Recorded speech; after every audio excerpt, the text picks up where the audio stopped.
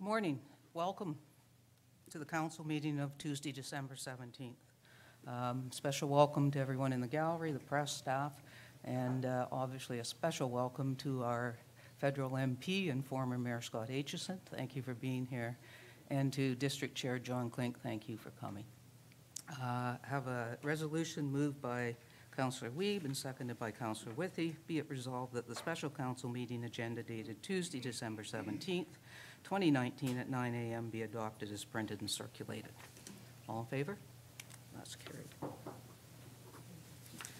Are there any disclosures of pecuniary interest? Seeing none. I would like to introduce to the community a new director that we have on staff, the new Director of Community Services, Laurie O'Brien. You could stand, Laurie. Let that camera see you. Laurie comes from Brandon, Manitoba, and she's been here for a couple of weeks, and we're really excited for what she brings to our community. Welcome. Now I'm going to ask Councillor Alcock to assume the chair. That was short.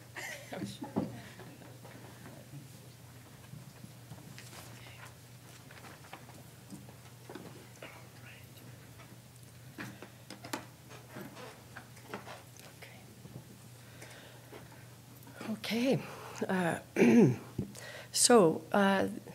This is fairly formal, this process, so I'm going to read if that's all right with everyone. I know that our clerk would be really angry with me if I didn't read it exactly as it is before me. So we will now move into the portion of the special council meeting for the appointment of the vacant seat on council. At the November 25th council meeting, Council passed Resolution 310-19, choosing to fill the vacant seat of mayor by appointment of a current member of council. Current members of council were invited to submit their name in writing to the clerk by the deadline of December 11th at 4 o'clock p.m. The Town of Huntsville Council vacancy policy notes if only one member places their name forward, the clerk will declare them the successful candidate and the chair will call for a resolution of council. Upon adoption, the clerk will administer the declaration of oath of office and request the mayor to assume the chair and provide final remarks. At this point, I'm turning it over to the clerk.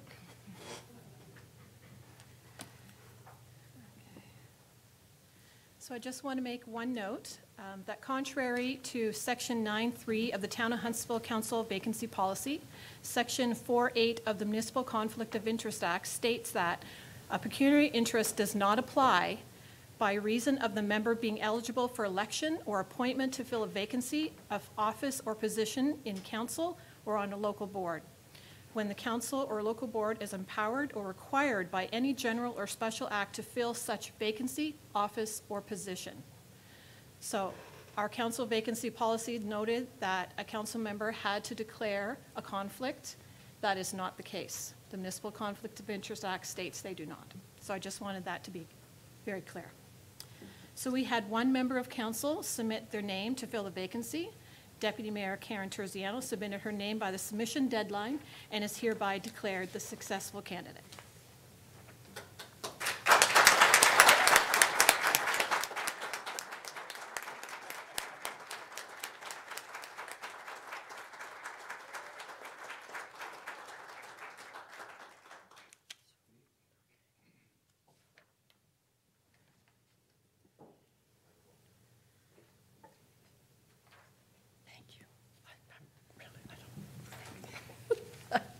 I have a motion moved by Councillor Wiebe, seconded by Councillor Fitzgerald.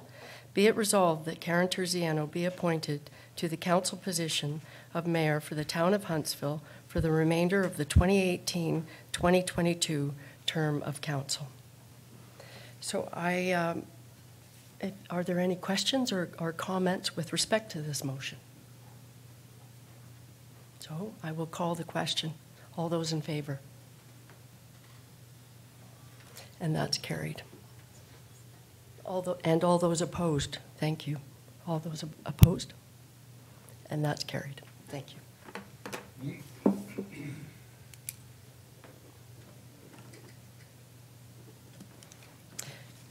At this time, I invite Karen Terziano to take the oath of office.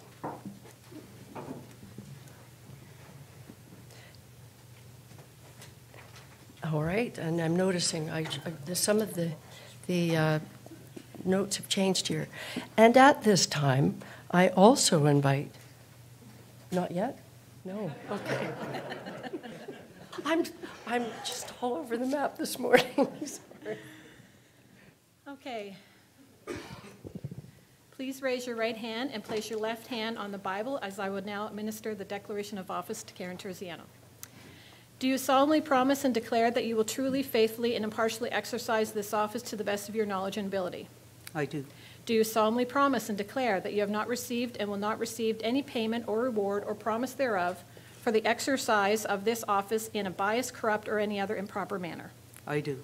Do you solemnly promise and declare that you will disclose any pecuniary interest, direct or indirect, in accordance with the Municipal Conflict of Interest Act? I do.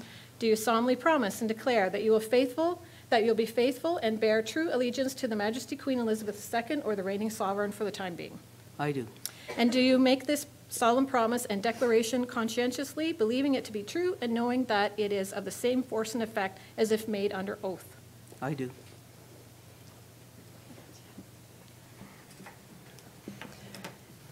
Okay, so now I get to say, I'd like to invite former mayor and our member of parliament, Scott Aitchison, to present the chain of office to our new mayor. Thank you.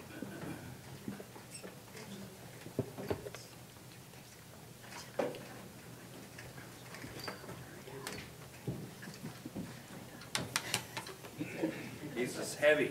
Is it heavy? Yeah.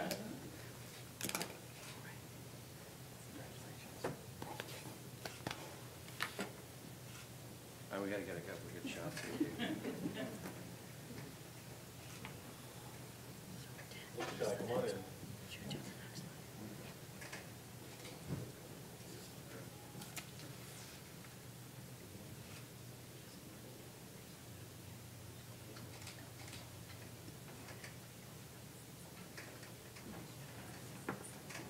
Posing for photos is one of the things you're gonna do a lot.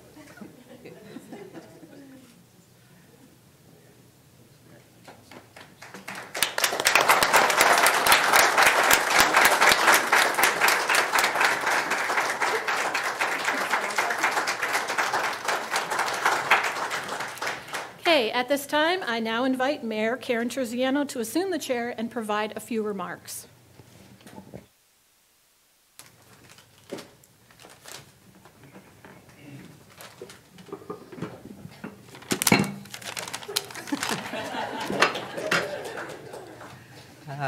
This will be brief, but thank you, Madam Clerk. Thank you, Council.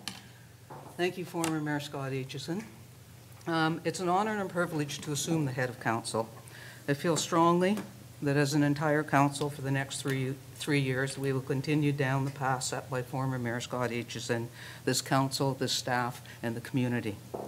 We have a strategic plan in place, and while it's fluid and we will tweak it here and there, it's a great roadmap for our future.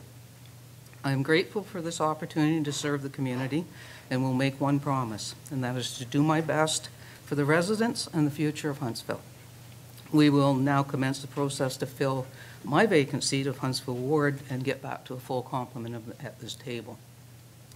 To staff and council, thank you for your support over the last 4 months through the transition.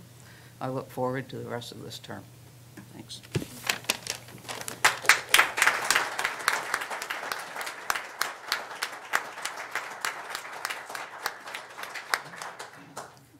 Okay. Now we're down to business. I have a resolution moved by Councillor Withy and seconded by Councillor Weave.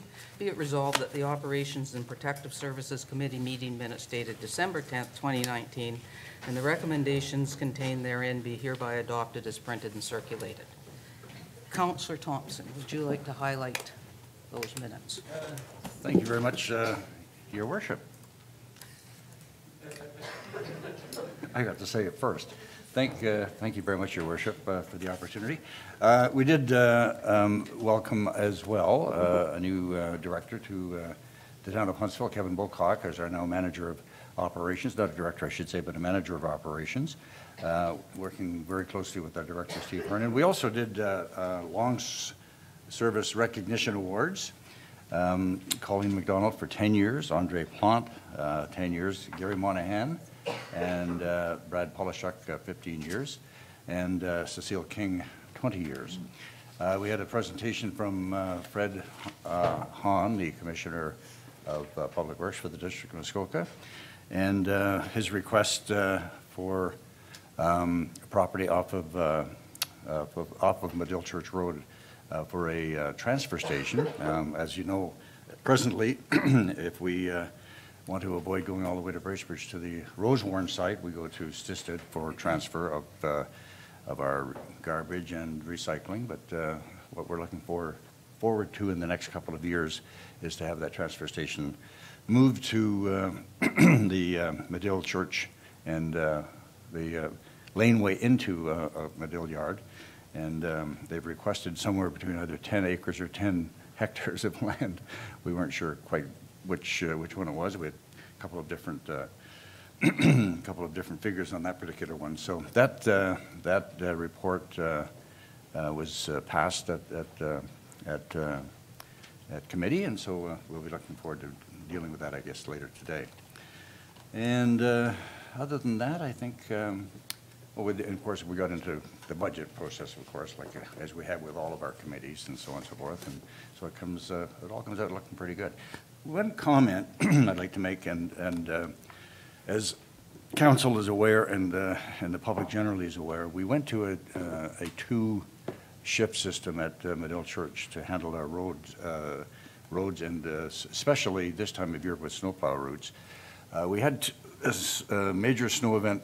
I guess it was last week, Director, and our crews worked nonstop over two shifts for, I think it was 24 hours, and by 8 o'clock on the subsequent morning, all the roads in Huntsville had been done at least twice. Some of the major routes have been done 3 times. So that system seems to be really, really working, and we did it with a minimum of overtime hours as well. So anyway, that system has worked. We had a few glitches along the way, of course, getting it implemented in the first place, but now it seems to be going really, really well. So that's my report, Your Worship. Thank you. Any questions, comments? All in favor? That's carried.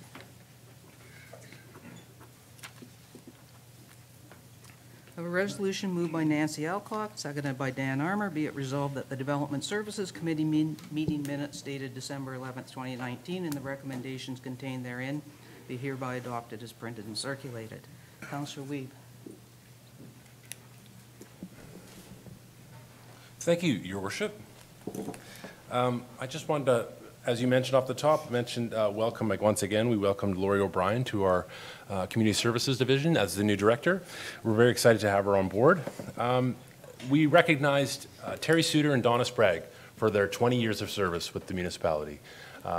Unfortunately, Terry couldn't be there, and Ron was there in her stead, but it made for a good photo op anyway.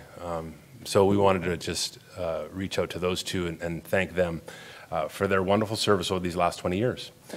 We had a discussion, a lengthy discussion about the Algonquin Theatre 5-year business plan.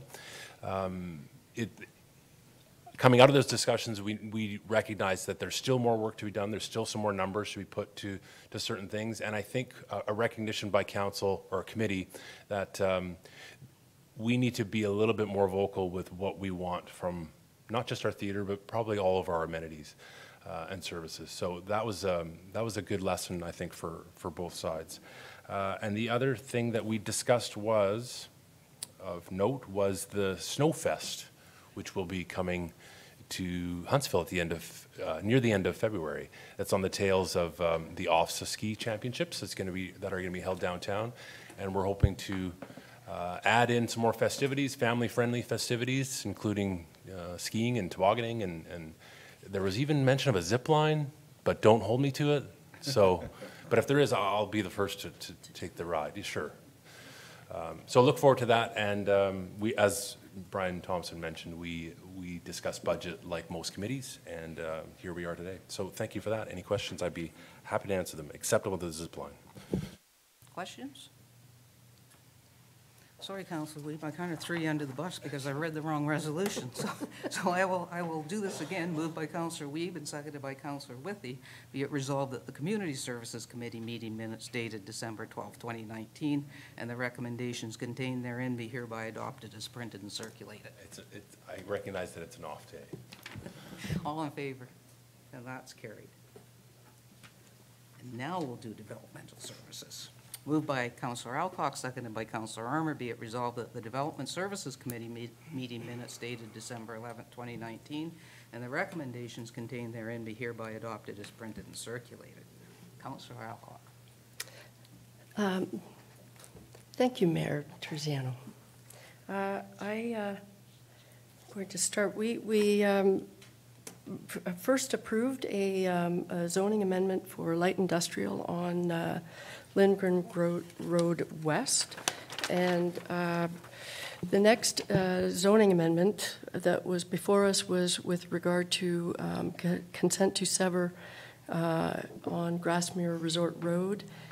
Staff had recommended denial of the application, and committee decided to defer it to the next meeting to allow members of the committee to go and look at the site. It was a complicated issue, so that was what we felt was best to get a better sense of the site, as I said. We approved another zoning amendment with respect to a property on 32 Church Street. And next probably was the most lengthy item on our agenda.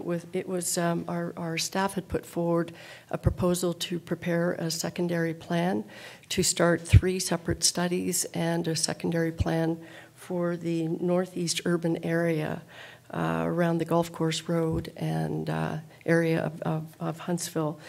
The reason why staff had asked for committee to consider this is that there are a number of proposed developments for residential communities in that area.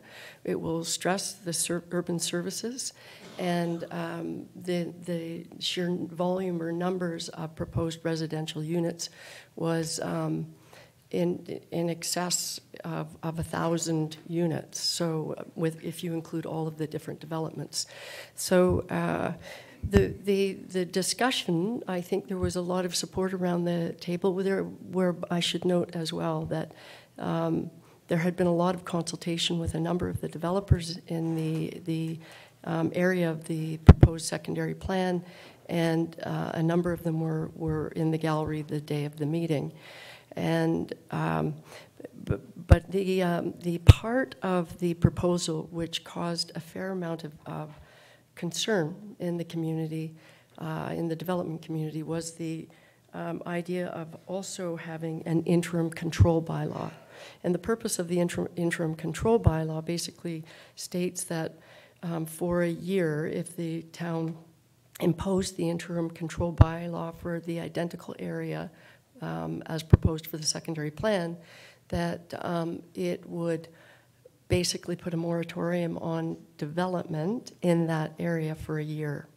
There, along with the interim control bylaw, there was a proposal for some exceptions, but we did hear from the developers that they felt that that was onerous and almost to a T requested committee to consider perhaps moving forward with a secondary plan without the interim control bylaw. So upshot of that was we, as a committee, decided to remove the proposal for the interim control bylaw, to go forward with the proposed secondary plan. But we also thought, and it was suggested actually by one of the planning consultants that this is how it's done elsewhere, that we would form a steering committee of the developers, as well as other, town staff, and who we actually don't know who will be on the steering committee yet, and that report will be coming back to our next planning committee meeting in January. And so I think, from our perspective, it was a reasonable compromise. So my apologies for going on about that, but that was a fairly significant step and recommendation from our planning department, and it formed the bulk of our meeting. We also finally approved the short-term accommodation rentals proposed licensing and zoning bylaw. As you may recall, at our last council meeting, we sent it back for one more consideration at Development Services. We tweaked it to reflect some concerns we heard from a number of people who currently are on Airbnb and are using their secondary suites to do that. So we adjusted the language around that and gave those people who are currently doing that a path so that they could continue to do that. So for more details around that, please contact our Economic Development Officer, and he can give you more details around that. We've waived some fees for the Royal Canadian Legion, and we, one more time, revised and approved our exotic pet bylaw because there was some tweaking around some language there. So I think we now have a really solid bylaw with regard to exotic pets. And the rest is, we approved a revised development policy with respect to affordable housing and our development charges to fill a void that would have been created within the next month. So that just carries forward. And we also dealt with our 2020 draft budget regarding development services and approved what was before us. So that's it. That's my report. Thank you, Councillor. Any questions? Councillor Thompson. Thank you, Your Worship. Through you to Councillor Alcock. Councillor, I wonder if you could maybe be a little bit more specific with regards to staff's request for the interim control bylaw. Could you elaborate a little bit on that, please? Mm-hmm. So we don't often, staff doesn't often propose a secondary plan process. I know that there are probably some people who say, well, you know, you've just completed an official plan, and doesn't that do it? You know, why the need for another layer of a more detailed plan? And I completely understand people asking that question. The thing is, we have this new wonderful official plan, but we have yet to revise our zoning bylaw. And the official plan sets out the broad policy of where we want to go from a vision perspective. But the zoning bylaw is the thing that really gives it teeth, right? So at this point, we haven't got a revised zoning bylaw to sort of match what we want to do in the official plan.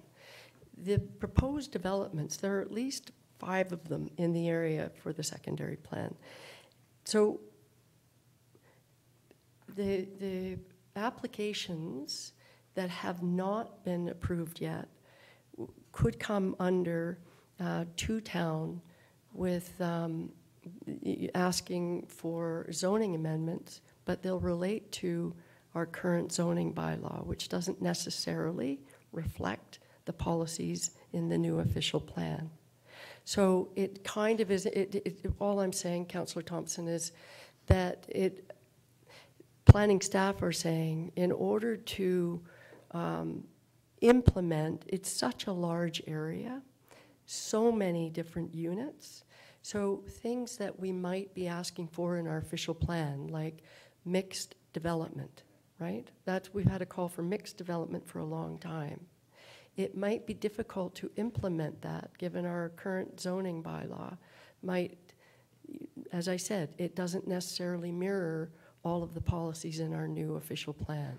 So developments could be coming forward and they would be related to our existing zoning bylaw and not the OP. So planning staff are not in as a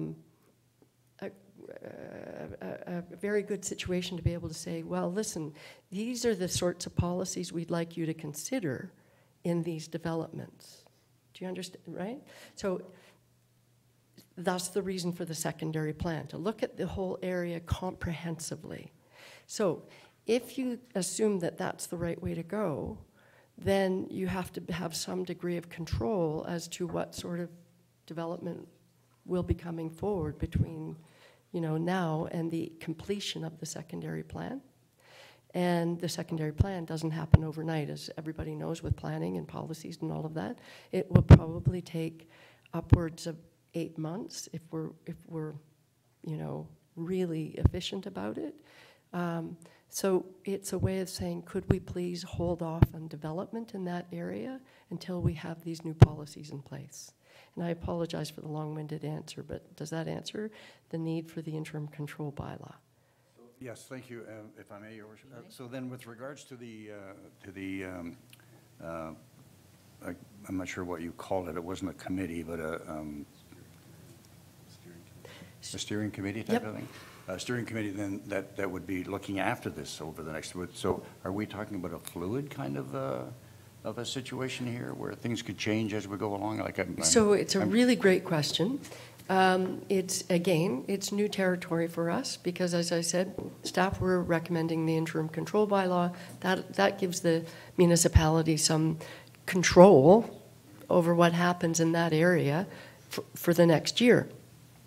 But without that, then development could continue. The process could continue. And that's what the developers were asking for. Please don't ask us to put everything down. And I'm sure lots of people in the community would appreciate them saying that. But the role of the steering committee is to say, okay, we want your participation in the work of the group will be doing, our staff will be doing on the secondary plan. It keeps them engaged in what the municipality would be looking for with respect to how we want to see development in that proposed area to look like.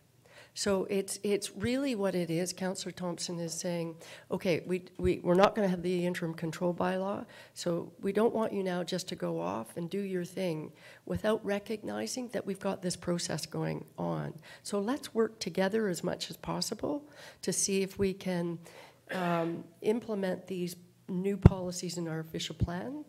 And we're trying to do this in cooperation rather than with a hammer, if you see what I mean. It's a new approach for us. And it sounds like maybe a bit challenging and so on and so forth, but staff will definitely be involved in this process. No question. Staff, and if I didn't explain that, staff will be bringing another report back to the next Development Services Committee meeting with the terms of reference for the steering committee, what it looks like, and how the process will move forward. Okay. I think it's a great solution, Councillor. Okay. Thank you. Thank you, Councillor. Are there any other questions? I'll call the question. All in favor? And that's carried.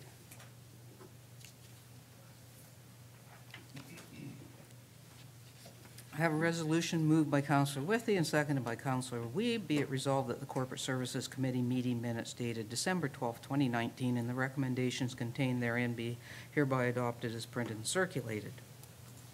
And I will quickly highlight, we also had one long service recognition award to Joel Duffield for 10 years. Congratulations, Joel. And Terry, I see you're in the audience now, so congratulations on your 20 years as well.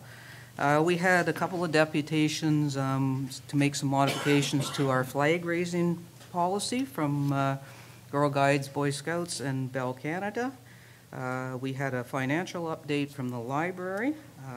We did the library draft budget, went through that to be included in the overall budget, a Lakeland power update, and a financial indicator review from the treasurer, and we look good on that. And then I guess we pretty much go, we did our investment policy statement for one investment JIB. So, and then we got into budget as other committees did, and we will be back into that a little bit later on today. So are there any questions from corporate services? You see how much longer the planning meetings are than? All in favor? And that's carried.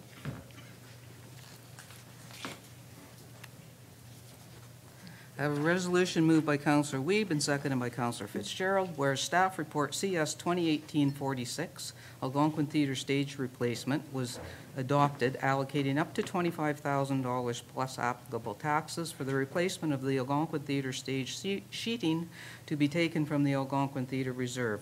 And whereas the project was delayed in 2019 and included in the draft 2020 capital budget at a total cost of $25,000, and whereas the request for proposal for the project came in $13,750 over the allocated amount, now therefore be it resolved that council approves the overage, and further, the current line item in the draft 2020 capital budget be increased by $13,750. Matt, do you want to outline, you and Chris outline how we got to here? Thank you for taking the time to see us today. It's with great pleasure, actually. The gentleman to my left is the linchpin for the Algonquin Theatre. It's Chris Boone. Chris is our technical director and has been with us 15 years now and knows the ins and outs of the Algonquin Theatre. Through my verbal report at the community services meeting, stated that we did have, we were starting to see some wear and tear and issues with the Algonquin Theatre stage.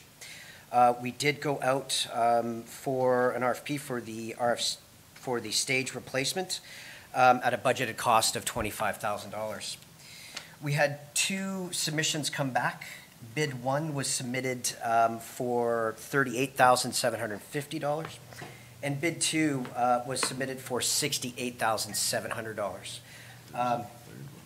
Yeah, we did have a third one that was not. That didn't qualify. That left us $13,750 short of our initial estimated cost. Chris and I are here to answer any questions that you may have. Thanks, Matt. Questions of council? Councillor Armour. Thank you, Your Worship. Through you, can you tell us the current status of the stage and what's the likelihood of an incident happening or anything coming up?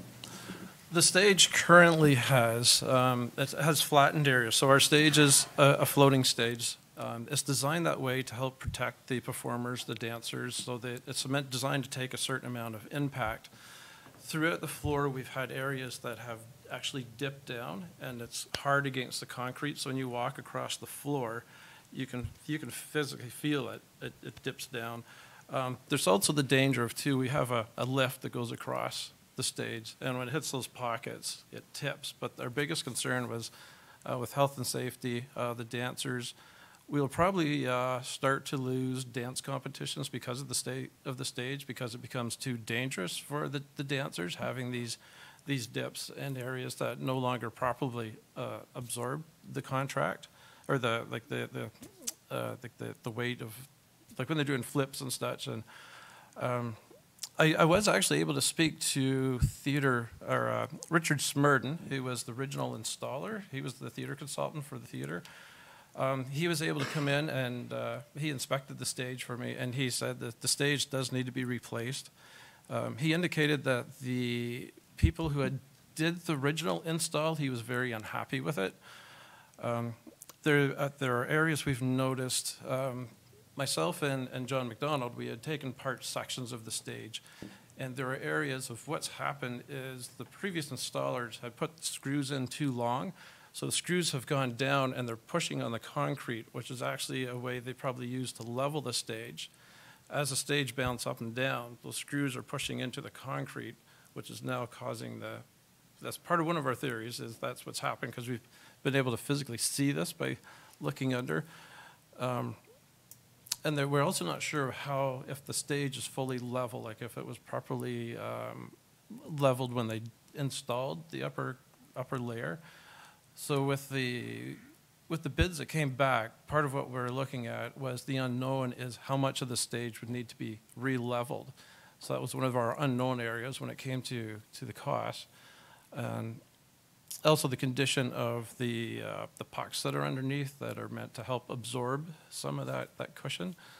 So it's been a lot of concern of actually why the stage is dipped.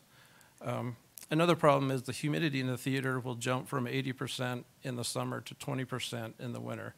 So there's been a lot of movement in the stage, and there are some areas along the sides of the stage that have actually buckled up when when the high humidity seasons. So there is, unfortunately, I think there has been problems since the construction of the stage, which 15 years later, it's starting to really show up. But there's a number of areas that when you walk across, it dips down almost 1.5 inches.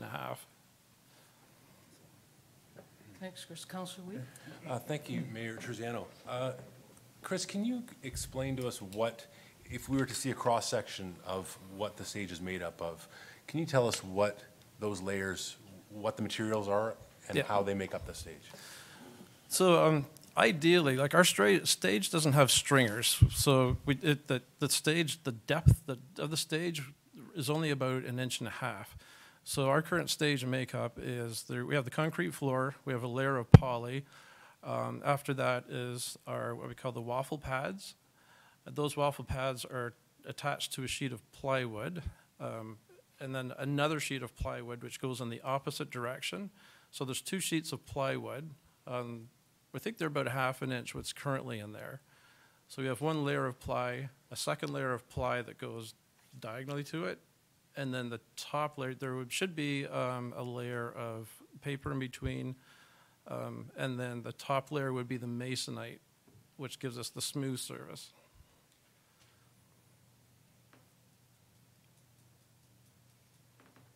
Follow-up?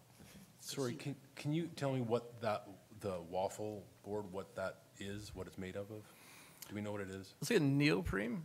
Okay. You can get them in different thicknesses. We've been wanting to actually get them a little thicker to get a bit more spring out of the stage. Part of the project that we're looking at is increasing the stage another 1/4 inch, so we are able to. We're going to put in some rails on our orchestra pit covers. So right now, when the pit covers come out, the edge of the pit cover is on the lip of the stage. So if this is the orchestra pit cover, as the cover slides out a little bit, it now can drop in because there's nothing supporting it. So we always have to have 2 people underneath the pit. So what we want to do is put steel rails. These would be removable, so we can slide the pit covers out and then be able to push them up. And then now the people underneath are safe. So it's also kind of a safety, some of the safety concerns we've had. So we were looking at increasing the level of the stage just by 1/4 inch, which is just basically getting a larger waffle pad or just going from like a 3/4 to a 5/8. And the construction is also, it has to fit like furniture. So when we put these things together, it all has to match perfectly to our stage lip, or to our stage orchestra pit covers. Councillor Fitzgerald? Thank you, Your Worship. Chris, have you addressed any of the humidity control concerns in this new process with the stage being replaced? The humidity has been a big issue. I know we've brought it up before. There is a multitude of problems we've had with humidity. One, it affects our piano. We've seen it in the piano where the deck of the piano has started to do, like where the pieces are laminated together, they start to move like this and will eventually crack. So that's like the main board in the piano. So that's one of the signs we've seen. The electronic instruments, their lighting has started to rust within the theater. And also I've seen like just in the movement of the stage. So unfortunately, I don't believe there's any humidity control in the theater. It's just like the straight HVAC. We have cool air blowing in. It also affects the fire retardant. It shortens the life of the fire retardant that's on all our curtains. So that's another item that could be a big ticket item that we may have to do in the very near future. So it has a lot of unfortunate effects on all of the equipment within the theater. Okay. Just one follow-up. You mentioned you had, in this replacement plan, incorporated addressing the size of the stage to address some health and safety issues. That's inclusive of the pricing that you've been given and that you're presenting to us today? So, sorry, I'm not sure if I quite... You described making the level of the stage a 1/4 inch higher, and it addresses a health and safety concern with removing the orchestra pit covers. Oh, yes, yes. So that's included in this pricing as well? No, that was something we should be able to do within our ordinary operating budget. We aren't working at a large amount of money because it's mostly be custom done and just the way we'd be doing the work. Thank you. Councillor Armour? Thank you, Your Worship. I'm just curious, what time frame are you looking at and how long should the work take? We were looking at 2 weeks. The material needs to climatize, so we'd want the material in the theater for at least a week to get climatized, and then we figured about a week for the workers to come in and get the work done. So we'd need about a 2-week period closed down. Councillor Withy? Thank you, Your Worship. This is kind of concerning to me.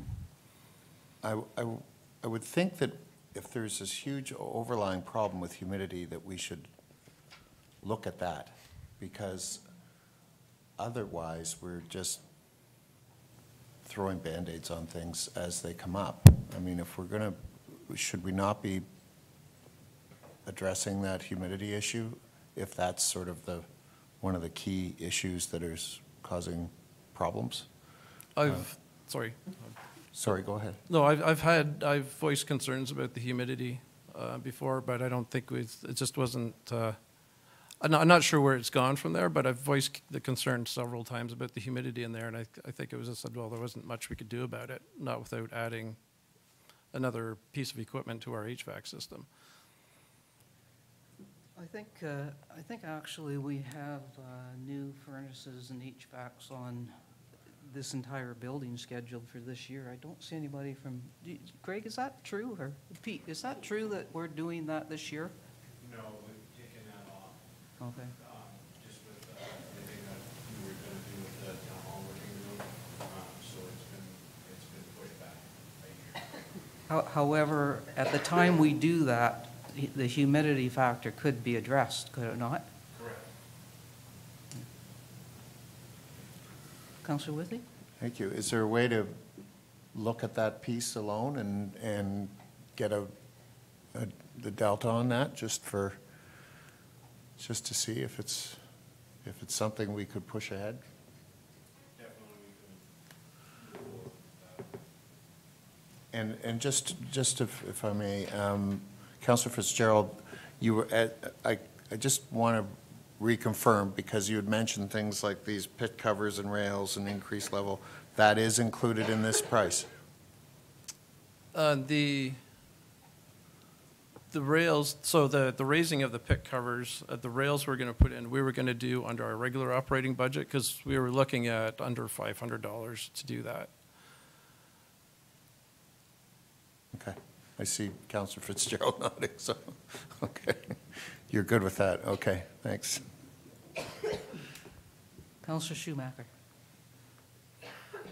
Thank you, Mayor Terziano. We talked a bit about this at Community Services. Chris, I don't think you were there, Matt was. If we go ahead with this bid, I mean, all things considered, as Councillor Withy discussed, we probably need to look at the humidity. How long, 15 years is what the current floor sort of, how long would these bids come in at? Is it around 25 is what Matt had sort of suggested at the time, or? Yeah, the theaters, it should have lasted longer, Okay. had it been properly done. Both John McDonald and I were going to be present during the installation to make sure that everything was followed. We were trying to find someone experienced in the area that has done this before, but we couldn't find anybody that could give us a resume saying we've installed theater floors before. So John and I know what to look for, so that was one of the things that we're going to make sure we're on site and kind of follow. Chris, you scared me a bit there with that comment. We couldn't find anybody experienced in this. What is the experience of the company we're selecting? Unfortunately, only one company gave us a bit of background on, because that was one of the things I had put in was for judging was experience on their background, but only one company who had the higher bid actually gave me a sheet that said, we haven't put in theater stages, but these are the floors that we have done. So that's basically, I haven't gotten any guarantee like that from these guys yet that they have done this particular type of work. Flooring should be relatively straightforward to do. But again, I would have preferred to, like, I don't know if maybe we should, I hate to say this, but try to bid again, maybe outside the town, I don't know, or just try to go with the guys that we've had. The only problem is with somebody who's not experienced is it's saying, hey, maybe we should do this instead of that. Like I've gotten quite a bit of an education since we've started this process. So and John McDonald, he's got quite a bit of experience in this area too. So we're pretty confident watching and making sure they're doing this process properly. Did you want to add anything, Matt? In the discussions I've had with different theater groups, not only in the area but in Ontario and Canada, there are two companies, I believe, that do stage replacement. The waiting list for these companies is significant, and the cost factor is extremely significant. Their rates are significantly higher. Just with my past experience with Chris and with John and McDonald being on site continuously as the stage is being installed, I have the fullest of confidence in them that the job will get done right. We had looked at some other materials, such as just going with a wood floor, but then again, it's going to increase, like it would be the same process, but there'd be a layer of wood flooring put on top of it, but we'd be looking at a substantially more cost. Also raising the floor than we have now, transitions at all the areas of the doors. I think one of the questions asked at committee, Matt, was did you find the engineered drawings for the original stage, and have those been provided to the company that will potentially be doing this work? No, we haven't found them as yet, Mayor, but it's a process. We're also in the process of, Pete Kingshot and I are, it was suggested during that we get an engineer and seeing if we can get someone to come in and do how much it would cost to just do a quick engineering report, and we're still waiting back on that as well for a price. Any other questions? All in favor of the resolution? Opposed? Carries narrowly. Thank you.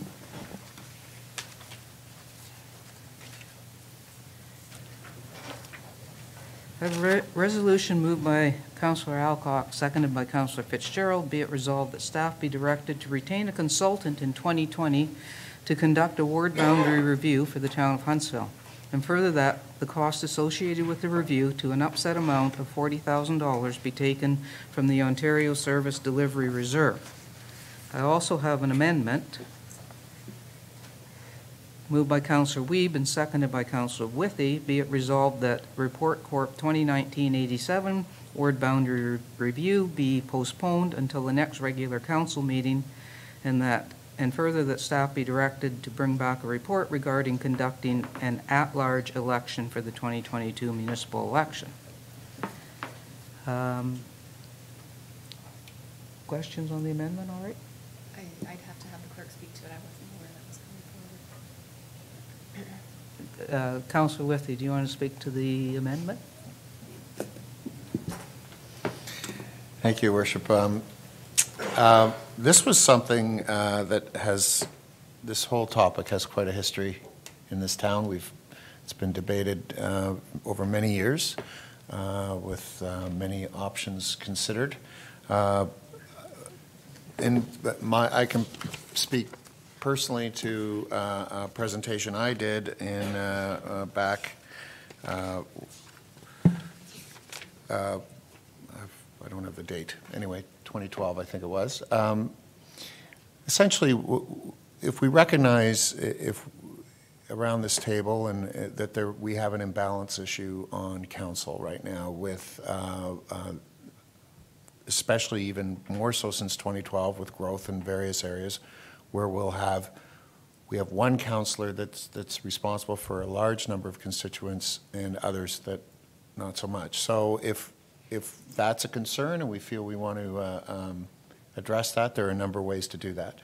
The most quickest, easiest, most permanent and effective is to eliminate ward boundaries altogether, which means similar to what we do for district council now, we have a call for nominations and people can put their names forward from anywhere, and then they get voted on in the top, whatever number of council seats you have, or the people that do that.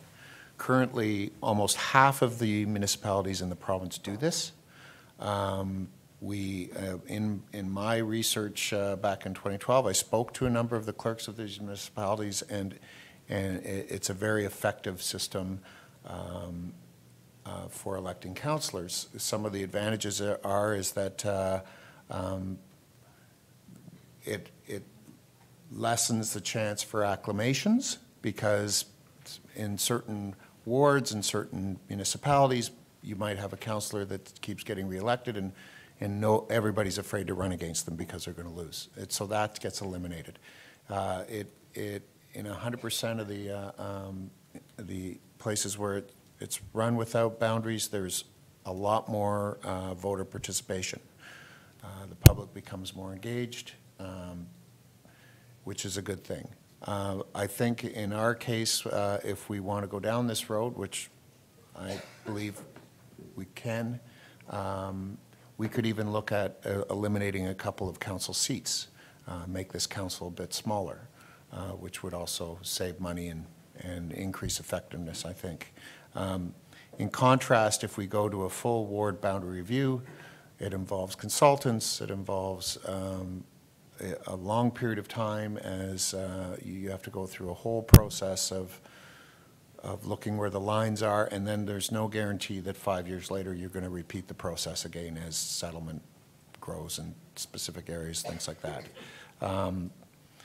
There have been concerns voiced about imbalance, rural to urban. I can bring up one example. I spoke to the clerk in Belleville, where they have that very thing. They've got 2 at-large councillors for north of the 401 in the more rural area, and 5 councillors in the more urban area. When I spoke to her about how that works, and are the 2 councillors outvoted all the time, she told me that in fact the opposite happens, that the other councillors bend over backwards to consider the concerns of the 2 councillors that are at large in the more rural area of Belleville.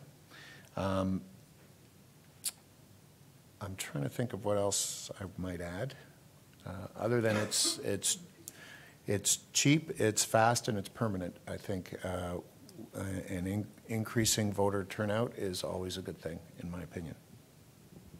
Okay, so the amendment is to just bring back an at-large report, which can be considered along with the original report that was with us today. So, Councillor Thompson?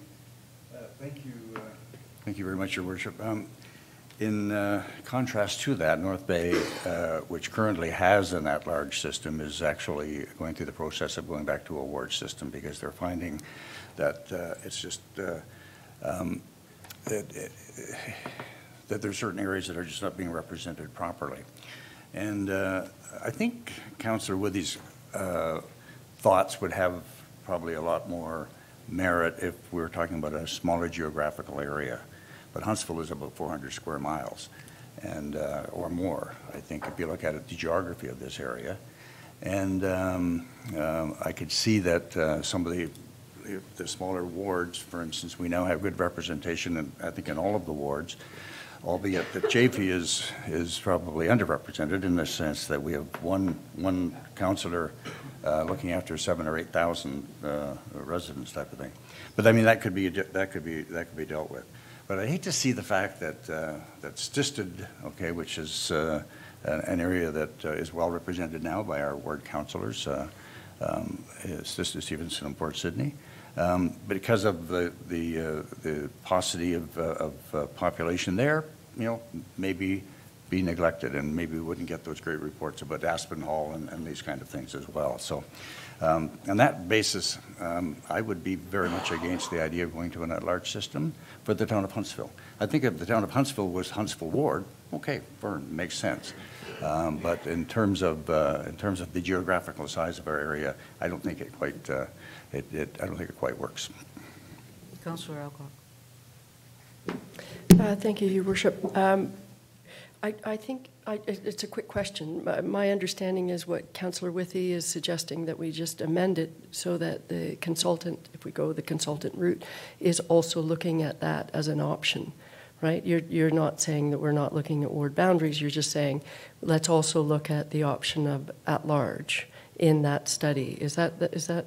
And so, as to the debate around, no, I'm not. I think that question would be best answered by our clerk. Oh, okay. So, thank you.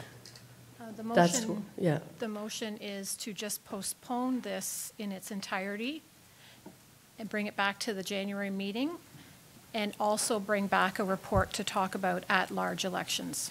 So you'd have two sorry, reports. I misunderstood. No, I thought it was just saying that it was looking at both options, having the consultant look at both options. It's just to set this one aside totally for the moment and bring back another one and hear that one at the same time. So given that we're also going to have the district council composition resurface in January, I think it will give us an opportunity to discuss going forward everything at once. Instead of making a decision to do a ward boundary review, we're going to get all of the information before us, and then we can debate it until the cows come home. Councillor Weeb. Thank you, Mayor Terziano. As long as I'm comfortable leaving today's meeting with having our staff research more information for like an at-large election, I'm okay with that. I think that more information is better to make a better decision. I'm not comfortable with spending the money on a consultant for to tell us, I think, what we would probably already know, that there's some numbers are a bit askew, and you could redraw the boundaries in certain ways. So if that's what we're going to decide only today, I'm comfortable with it. But going forward with any expenditure to look at it, I would not be comfortable at this time. So to be clear, we're simply pushing this report before us today off till January and bringing more information into January to go with it. And Councillor Fitzgerald. I guess I'd like a request to move it to February, because I think 2 members are definitely not here for January. Councillor Thompson? Thank you, and I won't be here for February. Unless you all want to come to North Island and New Zealand, I'd be happy to have you there. Okay, well, we'll get the report to come back for January. We don't necessarily have to have a decision made in January. And I will just note, and I don't want to amend the motion, but it does say postponed until the next regular council meeting, which is 6 o'clock tonight, so I think we actually mean the one after that, right? Okay. All in favor? So that's scary.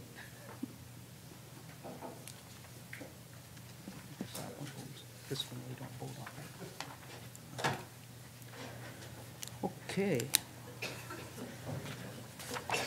A resolution moved by Councillor Alcock and seconded by Councillor Armour. Be it resolved that the next portion of the meeting be closed to the public, commencing now at 10 a.m. for the purpose of considering a matter pertaining to the following section under the Municipal Act, Section 239-2A, the security of property of the municipality, confidential report, Corp. 2019-81.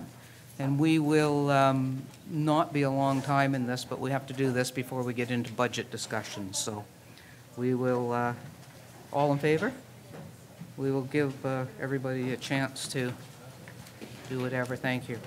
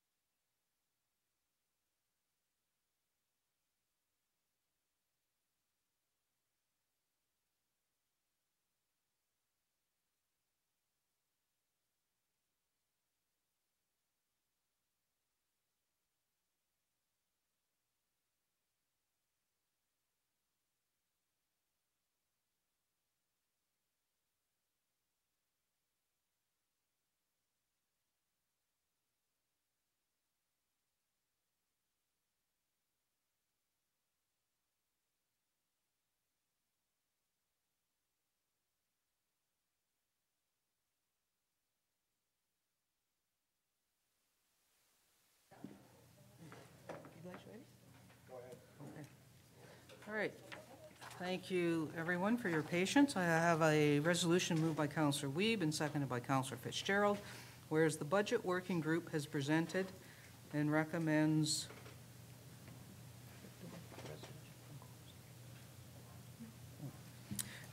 approval of the Town Draft 2020 Consolidated Budget as outlined in Report Corp. 2019-86. Now therefore be it resolved that the Town Draft 2020 Consolidated Budget as outlined in Corp. 2019-86 be forwarded to Council for consideration at the special council meeting being held on January 6, 2020. And I'm going to turn this over to our Treasury Department to walk us through.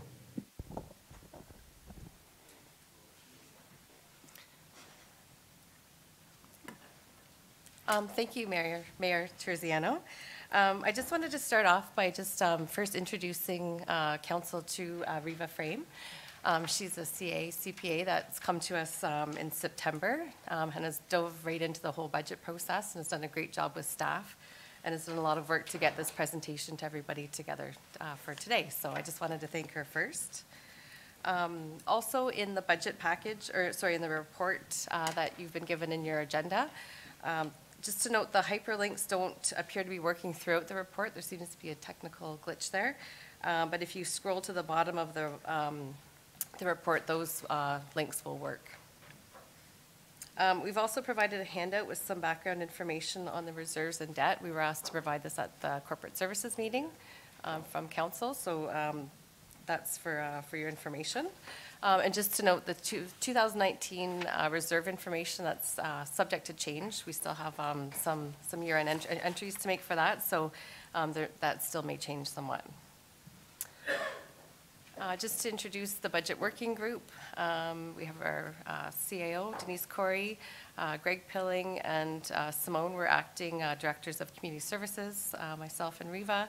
Kirsten Maxwell, who's the Director of Development Services, and Steve Hernan as well, the Director of Operations. And at this time, we just also want to thank staff for how much work they put into getting this budget put together and getting it done on time and doing a great job at doing that. So I'll turn it over to Riva now. Thank you. So I just wanted to give a little bit of background on what capital and operating actually mean.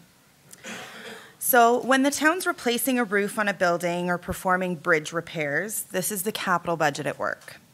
Each year, the town collects the capital levy, which is set aside for asset management so we can pay for current and future repairs and replacements for the town of Huntsville's infrastructure. When residents call the town to report a problem, attend a library program, or participate in aquatic sessions, this is the operating budget at work. These essential services allow us to keep up with pothole repairs, snow clearing, and park maintenance, just to name a few. The operating budget ensures that we have engineers, librarians, town planners, administrative support, financial staff, and an overall great team of employees who strive to make Huntsville a great place to live. So I wanted to give a little bit of background on how we got to this draft 2020 consolidated budget. So in September of this year, Council passed the 2019 to 2023 strategic plan. So included in the strategic plan are actionable priority items. Each of these items were assigned to a specific department. So managers in those departments were asked to complete a detailed 4-year business plan to address each one of these items assigned to them before the end of 2023.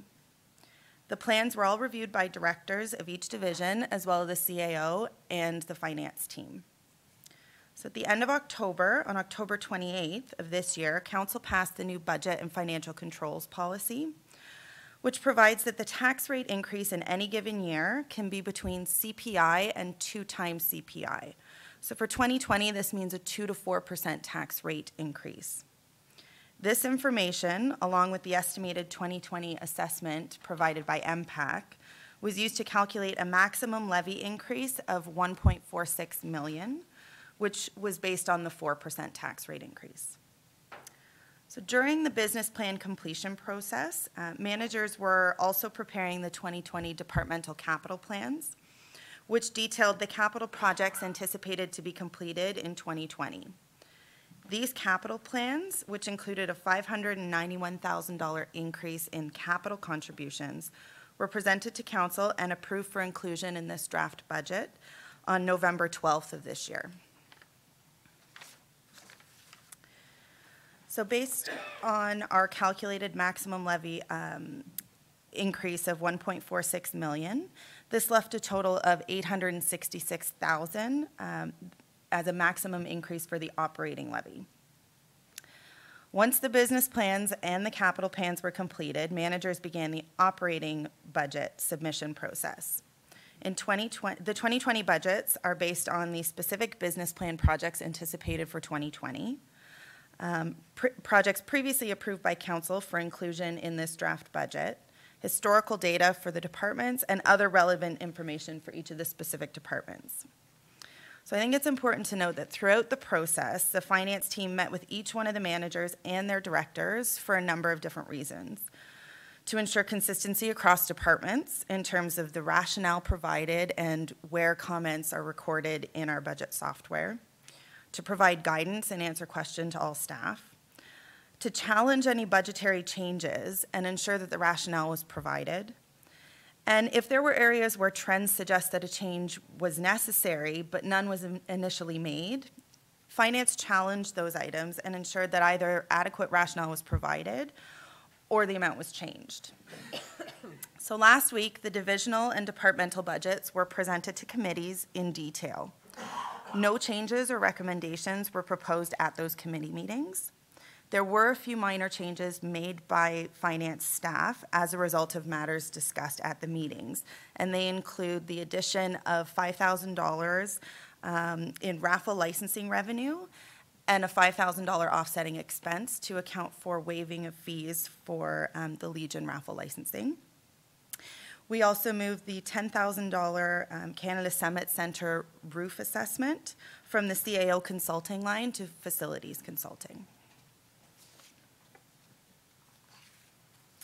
So as I previously mentioned, the new budget and financial control policy provides that the tax rate increase in any given year can be between CPI and 2 times CPI. So for 2020, again, this means 2 to 4%. This information, along with the 2020 MPAC assessment provided by MPAC, was used to calculate the maximum levy increase of 1.46 million. This was the total allowable increase, which includes both capital and operating. The capital levy increase, which was previously approved by council for inclusion in this draft budget, amounted to $591,000, which means that we were left with a maximum of $866,000 for the operating levy impact. The initial budget submission did not fall within this range, so the budget working group was tasked with reducing the overall levy increase. We were successful in reducing the operating impact to less than $800,000, which is within the range. The total levy increase for 2020 is currently $1.39 million, or 9.1%, with a tax rate increase of 3.31%, which is within our 2 to 4 range. So I'm going to go through the capital budget because it came first. So this is showing a breakdown of where the funds will be spent in 2020. Not shockingly, the highest spending will be for roads, bridges, and fleet projects. I think it's important to note here that this amount does not include the streetscape project, since this graph is only showing the spending, not the savings. In 2020, $1 million is earmarked to be placed into the roads capital reserve to help fund the Main Street streetscape project in future years. So a detailed listing of all the capital projects for 2020 have been included in the agenda package as Schedule D.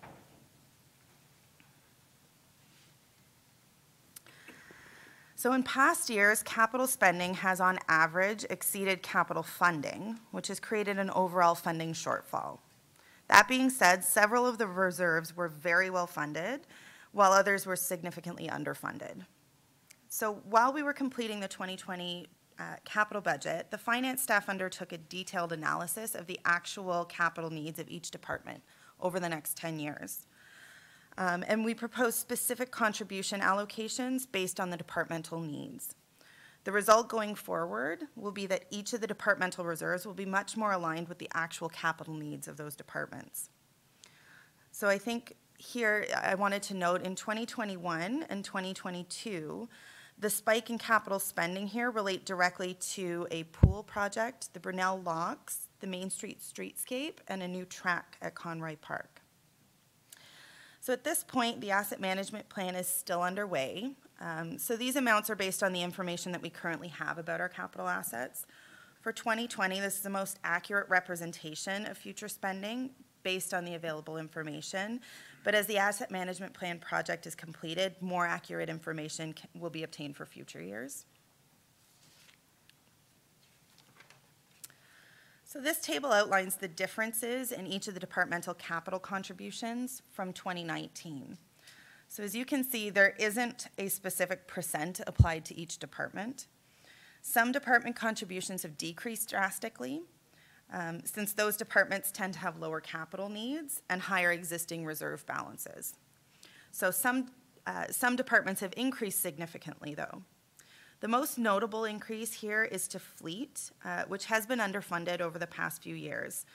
The significant increase in the allocation to fleet will help to more rapidly rebuild this reserve. So this is showing the total capital reserves, the red line, and the total of all the town reserve balances, the blue line. The dip in 2021 and 2022 again relate to the Brunel Locks, the pool, the Main Street streetscape, and the track at Conroy Park. I think it's important to note here that the capital plans do not currently include any grant funding. So if grants can be secured for any of the capital projects listed in the capital plans for future years, this will help to increase the reserve balances. Any grants that are available to cover capital items will certainly be sought after.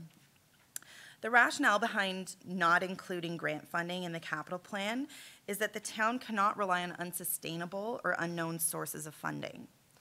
Any one-time or unpredictable funding can be used to reduce the infrastructure deficit or fund those large projects like the pool.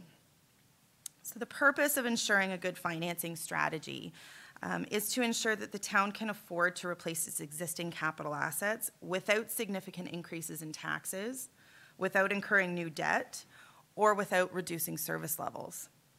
Paying for infrastructure replacement out of the reserve funds means no new debt, no interest, and no significant tax increases.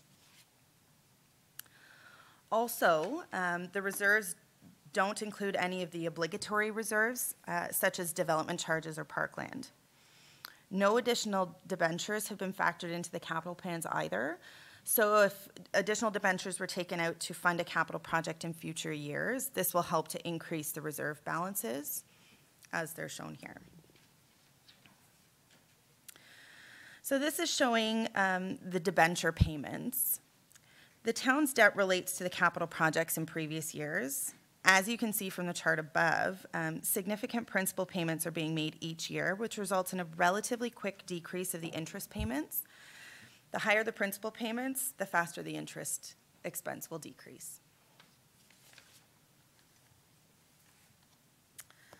So as I outlined in the previous slide, there are significant principal payments being made each year, which is resulting in the outstanding debenture balance being decreased significantly each year.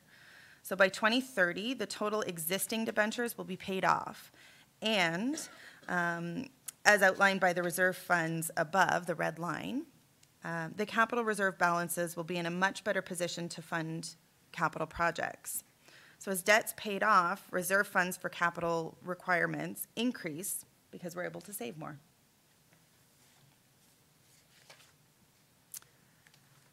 Okay, moving on to the operating budget.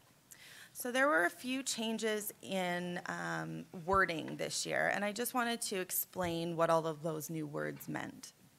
So base level budget, simply put, is the cost to deliver the services approved in the 2019 budget at 2020 costs. The base level budget excludes one-time projects from 2019 and accounts for annualized costs. This means that any costs that were approved in the 2019 budget that were included for only part of the year are converted to full year costs. These annualized costs generally occur most often for for personnel costs. So, positions that were hired partway through the year. They also occur for service contracts that had price escalations partway through the year, or for contracts that started partway through the year. So the budget working group has included the cost to deliver existing service levels at next year's cost, which has been included in your budget package. The significant budget changes will be outlined later in the presentation. So service level changes. So this is the cost of an entirely new capital asset that does not currently exist within the town's inventory. It also refers to a change in service level. So these changes may include things like increasing a service. So for example, offering an e-solution for building permits. A decrease in service. An example of this might be reducing the number of rec and leisure programs. Or a change in the method of service. So things like scanning of documents to help with internal document retention and to improve service with respect to freedom of information requests. The budget working group has included the cost of these service level changes, which again has been included in your budget package. And the service level changes will be outlined later in the presentation by division. So departmental transfers, this is simply a reallocation of a budget line item from one department to another. So for 2020, the new departmental transfers include things like the professional development, conferences, and training, which was moved from the HR department to the relevant departments. Memberships were also transferred from HR to the relevant departments. And landline telephones were transferred from the various departments to IT. So one-time items are projects or costs that will only impact the 2020 budget. So in 2019, there were a number of projects that were one-time that have been removed from this draft 2020 budget. So some of the larger items include the records management consulting, the development charges study, the Canada Summit Centre roof repair, the Civic Centre roof repair, Jack Beyond a snow removal, and all of the other ones listed here on the slide. I'm not going to go into detail of all of them. So for 2020, there are also a number of one-year projects that have been included in the draft budget. The full pool shutdown, including related utility costs to empty and refill the pool, a pool assessment, the Port Sydney Hall kitchen flooring replacement, generator maintenance, which is required every 5 years, ice painting equipment, equipment to measure the in-power factor for energy consumption, which will give us better information on the energy consumption at our facilities, a secondary plan, and the Canada Summit Centre roof assessment.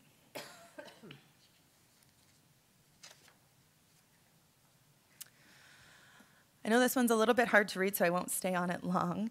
The total operating levy impact for this year is just below $800,000, which can be seen in the budget change column at the very bottom.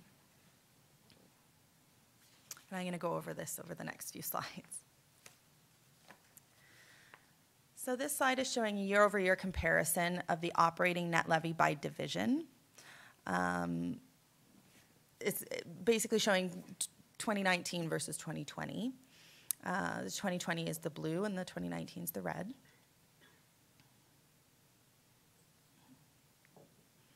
Okay, so this is showing the revenues by division, year-over-year comparison. So I wanted to note here there's significant decrease in community services, which largely relates to revenue from the 55-plus games. That was about $400,000 that we no longer have this year. And again, expenses by division. So in community services, I also wanted to mention here that there's approximately $430,000 reduction in expenses for the 55-plus games. The remainder of corporate services, taking the 55-plus games out, had an increase of approximately $350,000. So this slide is showing the breakdown of the 2020 variances into the various categories that we just discussed. So base level budget, service level changes, transfers, and one-time costs. So this breaks it down by division. These include, the base level budgets include a large increase in facilities hydro of approximately 230,000, and in corporate services, the insurance premium increase of just under 110,000. So those are the two, the blue and the red, the really big ones there.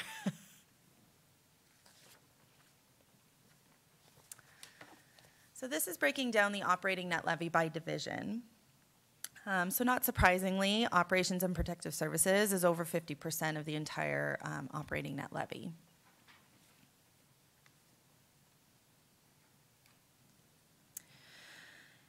So this is showing the revenues and expenses by division.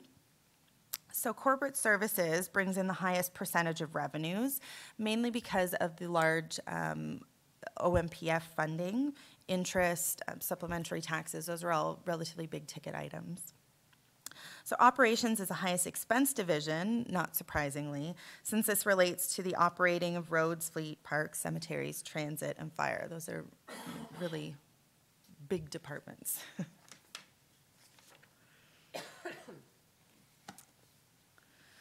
So this breaks down the corporate services and human resources operating budget, the operating net levy by department. So the corporate services other is the highest net levy impact because the director's salary for all of corporate services is included in that department. Treasury and IT are the next highest net impact. So as you can see by the revenue slide, Treasury brings in the biggest proportion of the income in corporate services, and this relates to the OMPF funding, the interest, the supplementary taxes, all of those big ticket items that I mentioned earlier.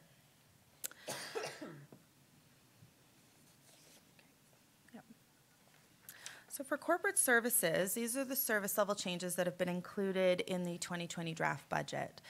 So $3,600 has been included for the minor software purchase for an electronic signature software in order to improve departmental workflows for all town departments. So this will enable documents to be signed on demand by staff, counselors, and third parties, and this will be an ongoing cost. Contracted services of $5,000 has been included for scanning of paper records to PDF format by an outside vendor in order to assist staff with search and retrieval, along with more efficient and effective fulfillment of freedom of information requests.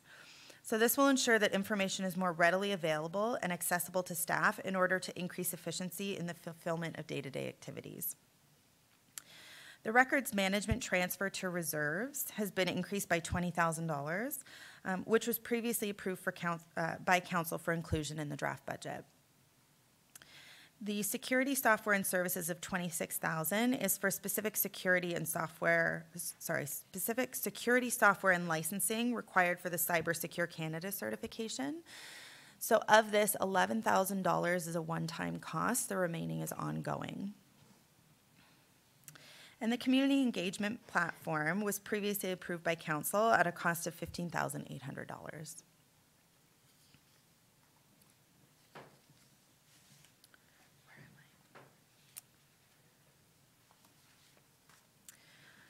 So not surprisingly, facilities is the biggest net impact in community services.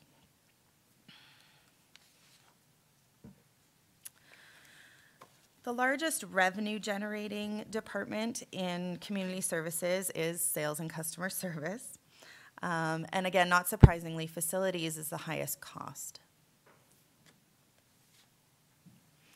So there are no service level changes for community services in 2020. Moving on to developmental services. I wanted to note here, so building actually has no net impact because it's self-funded. So it's listed in our legend, but it's not actually on the pie chart because there's no net impact. It is self-funded. Bylaws net impact is actually a greater percentage because of the lower revenues than the other departments.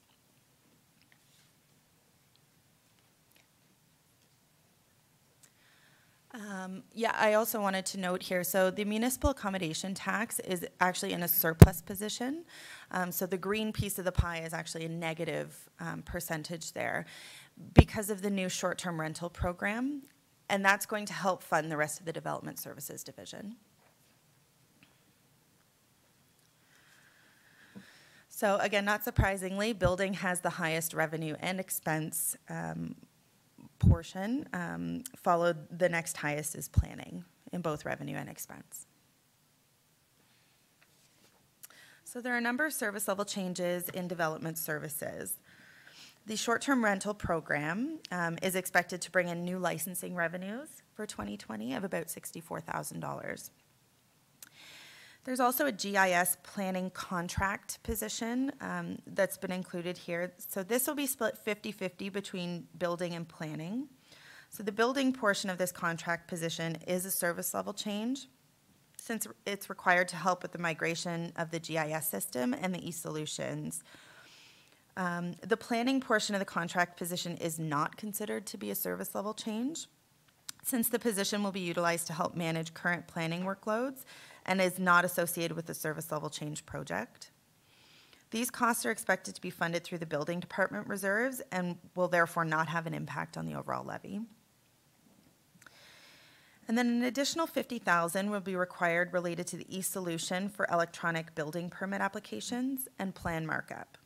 So this is split up between $35,000 for the e-solution for the electronic building permits and $15,000 for the software related to plans markup.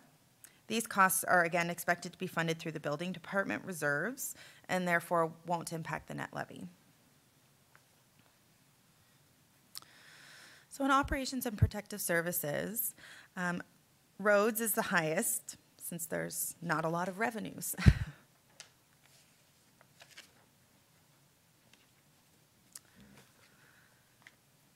So fire is the highest revenue, and in 2020, this is actually boosted by the 40% Lake of Bays contribution related to the fire chief position that's been included in 2020.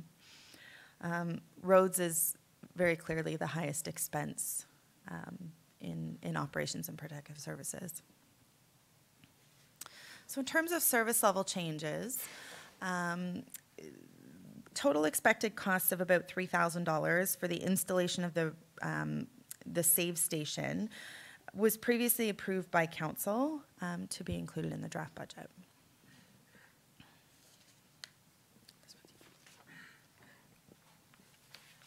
So I just want to quickly highlight the library budget. So it has been included in the draft budget with an overall increase of approximately 3.14%. So that's an increase in operating of 3.92% with no change in the capital levy contribution. So with the fact that there's no change in capital, in talking to the library board and staff, they're looking at creating some more detailed capital plans to better indicate what their needs will be going forward. So once we have that information, then we can look at what their needs will be in future budgets. In terms of the operating budget, we worked with the board again just to look at what they're expecting their expenses and their revenues to be for 2020. They did have some one-time expenses that they are expecting, so we have recommended that they come from reserves because it is a one-time item, and also to keep their operating under the 4%.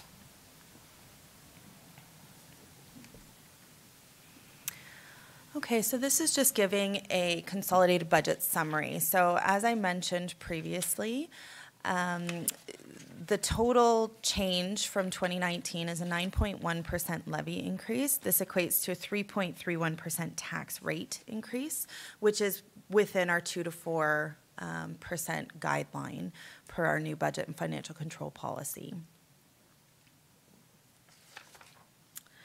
So this chart is showing the historical rates for assessment increase, levy increase, and tax rate increases. I really wanted to highlight a few key points illustrated by this chart. So as you can see, the tax rate increase for 2020 is actually less than the 4-year average from 2016 to 2019. Even when the assessment increase is almost double the historical average. The tax rate is within the prescribed 2 to 4% as per the new budget and financial controls policy. So So another point was of the 5.59% assessment increase from MPAC for 2020, approximately 3.3% of this related to actual growth, and the remaining 2.3 relates to the phased-in assessment growth. So this means that the actual growth in new properties in Huntsville for 2020 is actually higher than the historical average of total growth, including new properties and phased-in assessment over the last 4 years. That's absolutely phenomenal. So I also think it's very important to note a few key items here that that had a significant impact on the 2020 levy. There was a significant increase in insurance premiums, which I mentioned previously, of just under $110,000, as well as a hydro increase of just over $230,000. So all things remaining the same, if these two items were not a factor in 2020, we would be looking at a levy increase of only 6.88% and a tax rate increase of only 1.2%. So without the two items I just mentioned, to come in at 1.2% tax rate increase, even with the substantial growth that can be seen in the assessment increase, that's really a testament to the efficiencies being utilized in the management of the town.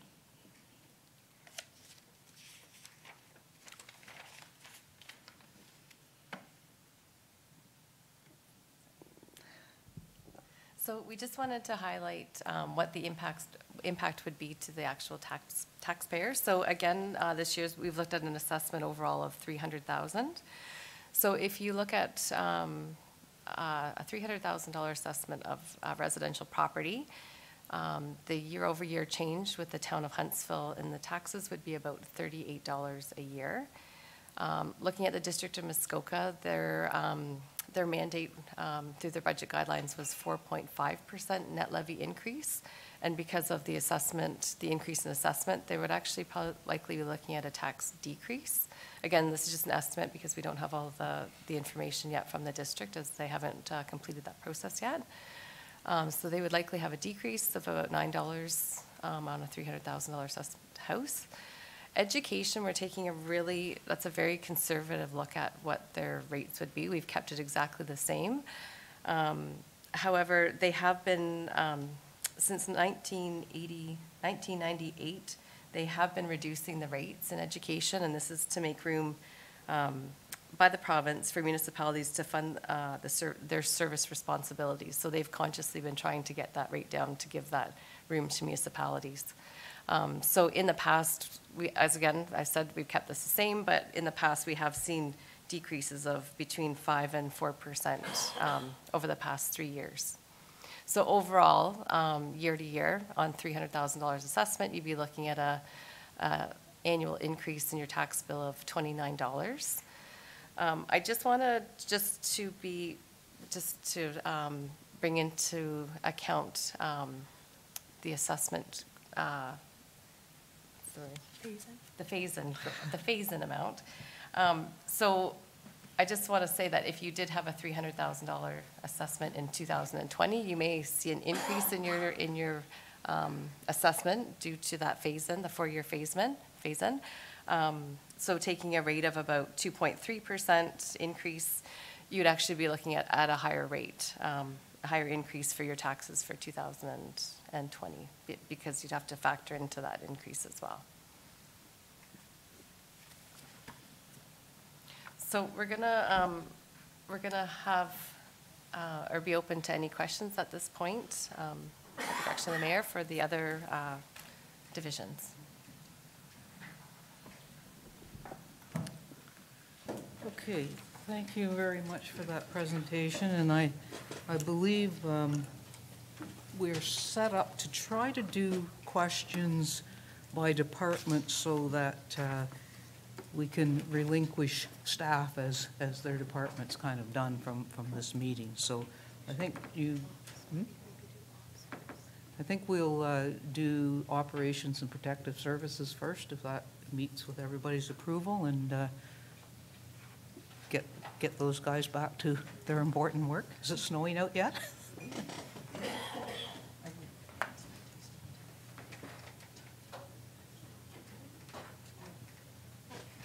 Okay. Questions from committee?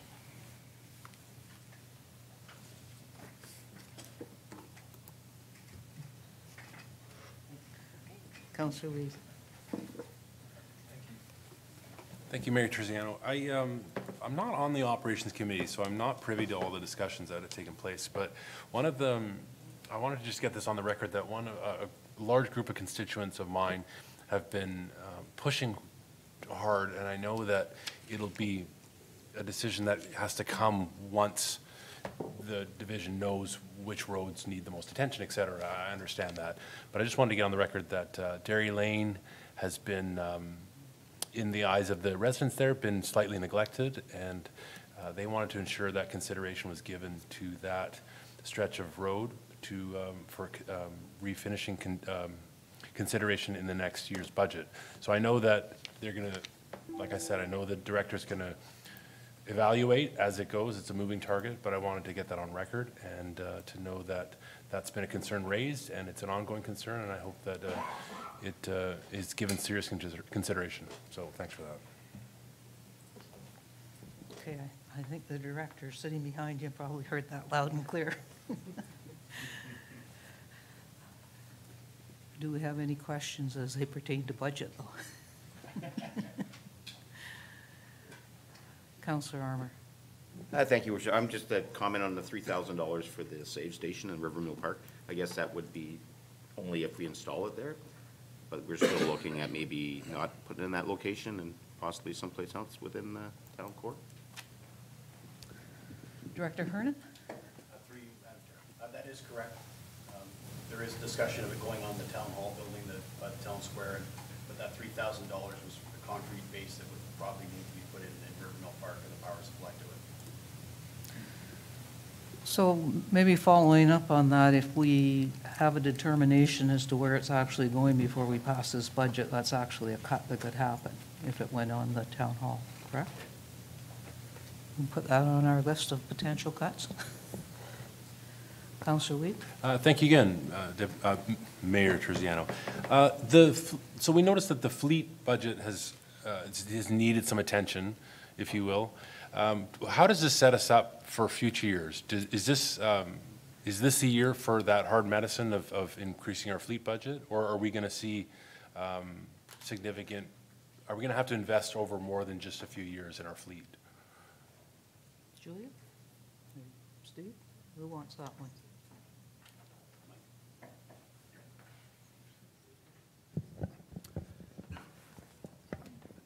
In actual fact, this is year 2 of that hard medicine. Right. The reality is, but we've had those long discussions with the fleet manager, Chris, myself. We are getting the new trucks. Council has supported that. We're moving forward. We've had that hard discussion that we've got to get a control on the spending on fleet. And it's, I know we sound like a broken record, but it's just, it's due to the aging equipment. And we're seeing a good year right now with repairs and what we've been dealing with, but it's the aging fleet, and we're just running into the problems with it. Okay, sounds good.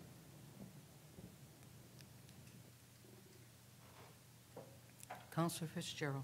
I guess while we're on fleet, there was some discussion about the possibility of smaller electric vehicles being used in fleet. I don't think we've received a report on that, and I wonder if that will have any impact in our 2020 budget. Director? I know Chris is looking into it, more so for the min vehicles, obviously not for the bigger trucks, but I haven't seen any of the final results on that at this time.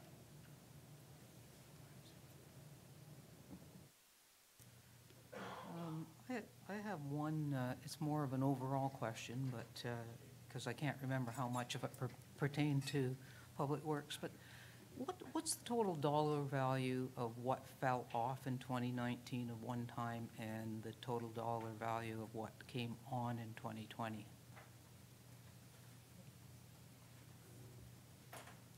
I'm just wondering whether we went up or down on those one-time costs.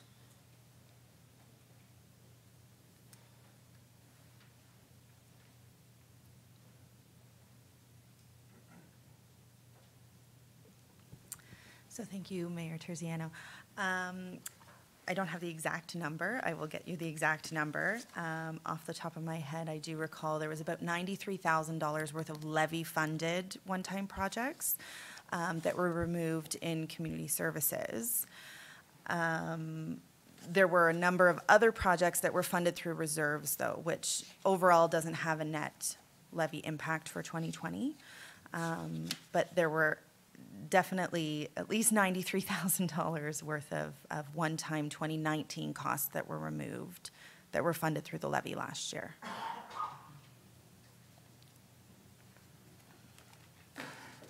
Okay. I'm not seeing any more specific questions as it pertains to operations. Okay, and we will release those who want to go back to work.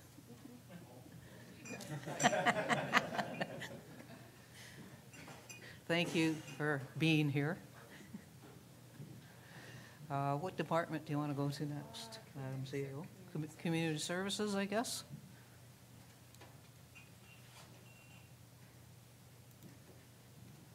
Questions on Community Services?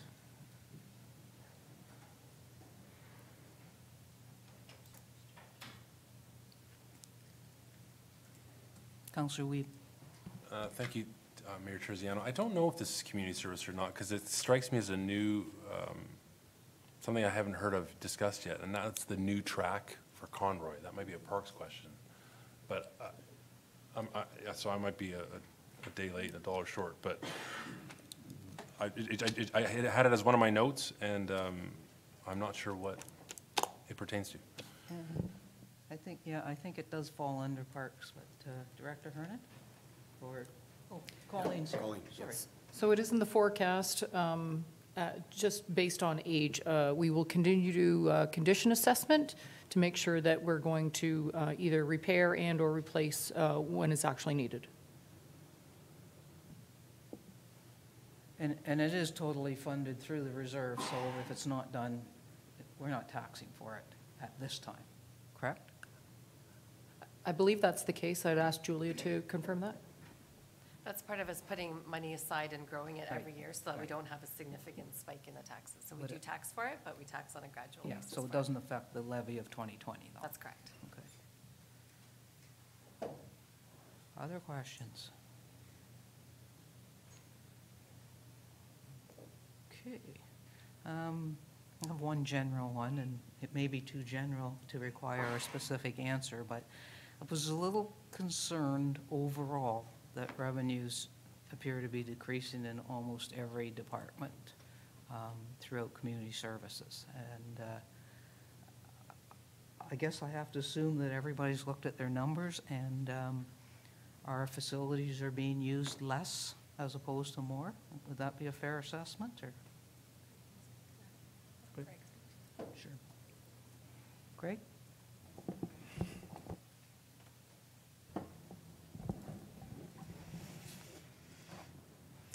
Thank you, Your Worship. Through you, in some cases, the use is down in some of our facilities, like parks and the arena.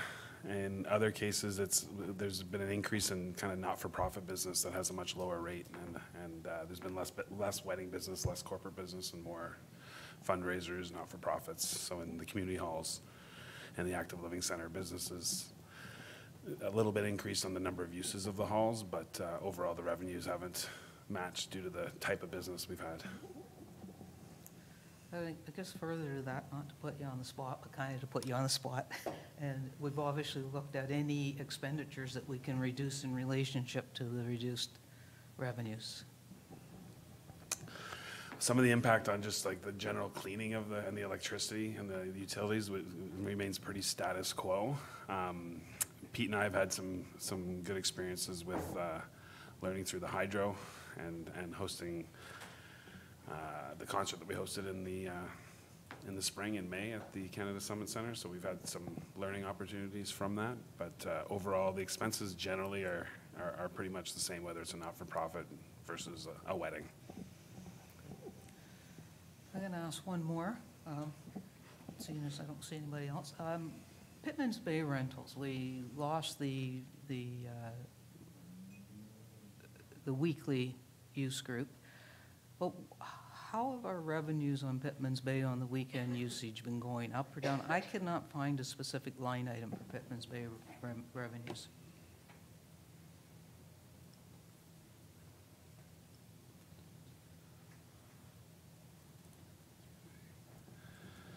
Pittman's Bay this year was up $2,129. We had total revenues of $8,736, which was up from our previous years of 2019 was $6,600.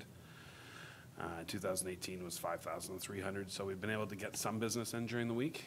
And now we've got some new rates that will be able to really start to drive business. This year was, we still tried to look, from last year we were looking for another user group to be there during the week, but there was none available. Nobody was interested in that, to run a daycare there. Thanks, Greg. Councillor Armour? Thank you, Worship. Through you to Greg. I'm just curious, are there prime times that are open that aren't being used right now that we could probably capitalize on through advertisement or something to bring more revenue in? Through you, Your Worship. Is that in regards to Pittman's Bay specifically, or? Just in general to all our community services, arena, rinks, et cetera. We're definitely going to be doing some more marketing, more aggressive marketing this year to try and fill in some of our gaps. Some of the issues are, I've got a lot of ice time available between Monday to Friday from 8 to 4, but we're saturated in the evenings, and we could probably fill 7 arenas, Monday to Friday from 5 till 9.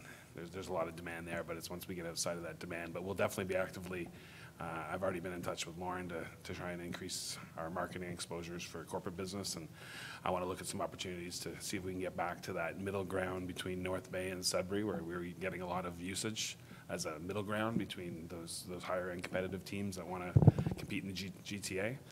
So we're going to continue pushing our marketing in that direction. Councillor Withey? Thank you, Worship. Just a question about your ice time during the week. There's lots of adult hockey that goes on Monday to Friday, and often there's 2 hours put aside each morning for different levels of ages, but often there's like 4 lines on each bench. Should we be talking to those groups about opening up the other rink if they want to? People have talked to me about going out, and I'm not interested in standing watching other people play from the bench for that period of time. It seems like there's a lot of demand, but we're not utilizing perhaps space we have that could potentially increase revenue from these groups. Greg? If approached, we'd definitely be open to opening up more ice for them, because we do have it available for sure. We haven't been approached by the groups, but I can definitely approach the groups and see if there's any information there. Just following up on that, and I wonder, Councillor Withey, if you're not talking about pretty much though about the shinny groups and whether they be 55, under 55 or 65, and the thing is they pay a set fee, generally a membership fee for a lot of ice now, so you'd be looking at asking the groups to just pay for a different sheet of ice, I think. Well, I think we could also look at how much they're paying, because I think it's not a heck of a lot. I know we had issues before about people sneaking in back doors and stuff. I think we've worked on rectifying that, but might be able to attract more people out if there's more ice time. Because I know there's others like myself. I'm also working, but there are others that are deterred by the sheer numbers that are showing up on any given day. Riva? Thank you, Mayor Terziano. So I just wanted to come back to your question about the one-time costs. I did figure out. So there were $108,500 in 2019 one-time projects that were removed, and there was $50,000 worth of projects for 2020 that were added. So the net effect is a reduction in the net levy by $58,500. I also wanted to clarify too, I think earlier you alluded to all of the revenues in community services have decreased. Most of the departments have actually increased in revenue. It was just the sales and customer service has decreased, mainly due to the ice time and all of that. So I just wanted to clarify that the reduction in the sales and customer service has actually been offset by an increase in revenues in all of the other departments in that division. Councillor Weed? Thank you, Your Worship. I'm not sure if this is the right spot, but it seems to me that we haven't yet dealt with the short-term accommodation fund. That's still left as no decision made. But I would also say that if you look at our complement of offerings, the tourism elements certainly fall within community services. If you know, that's where that strikes me as where the dollars would best be spent in terms of tourism. So I'm wondering if any consideration has been given to that MAT money and how it would affect this budget in particular. That might be a premature question, but I thought I'd put that out there. Yeah, the MAT revenues are actually in development services right now, but I get where you're going, that the expenditure of them makes sense in Parks and Rec. I think staff identified a few areas to spend some of those funds, but I don't know who would speak to, was there anything identified in community services? Julia?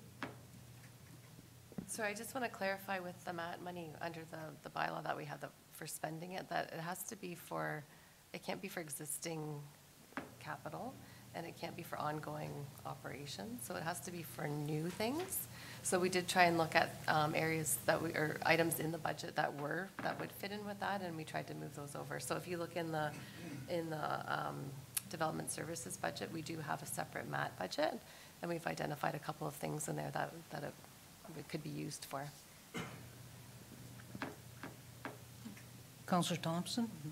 Thank you, Your Worship. Through you to Julia, then could I get clarification then when you say on new, for instance, if the 70.3 comes again this year, that kind of thing, would that be considered new even though it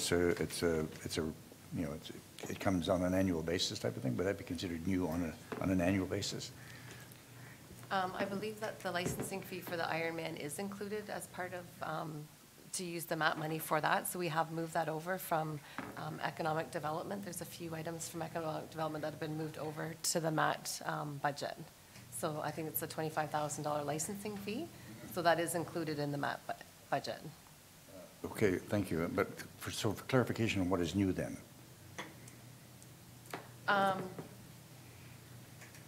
Sorry, that one was specifically identified. There was a few items that were specifically identified for spending for the MAT. There was some chamber money for promotion that was specifically identified.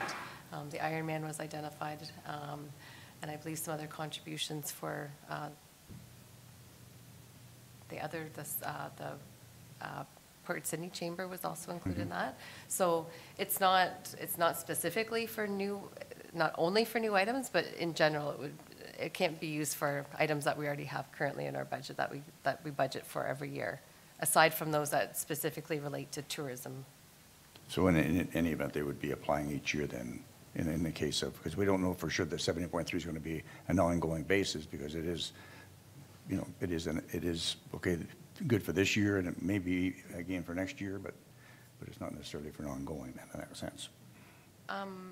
To be honest, I believe that we still have 1 year left of the Ironman agreement. So we actually have this year's budget and next year's budget. We have that committed to the Ironman.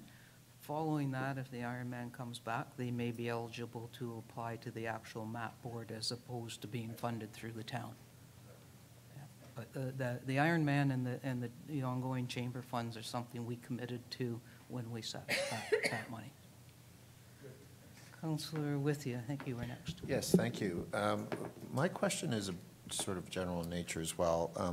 In your PowerPoint presentation, Riva, first of all, can we get a copy of that?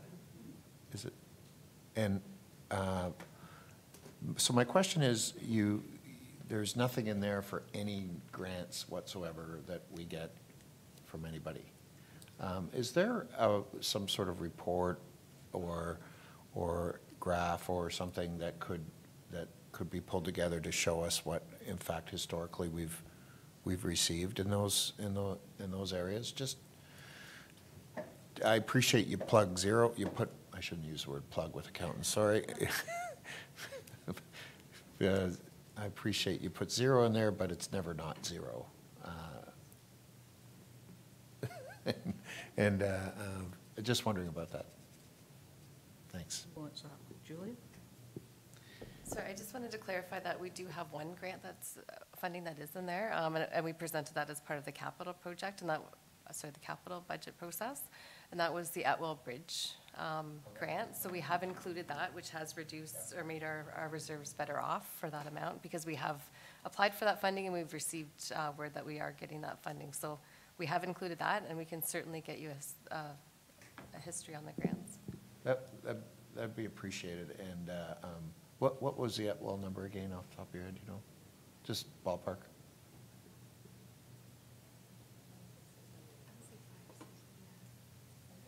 Six something.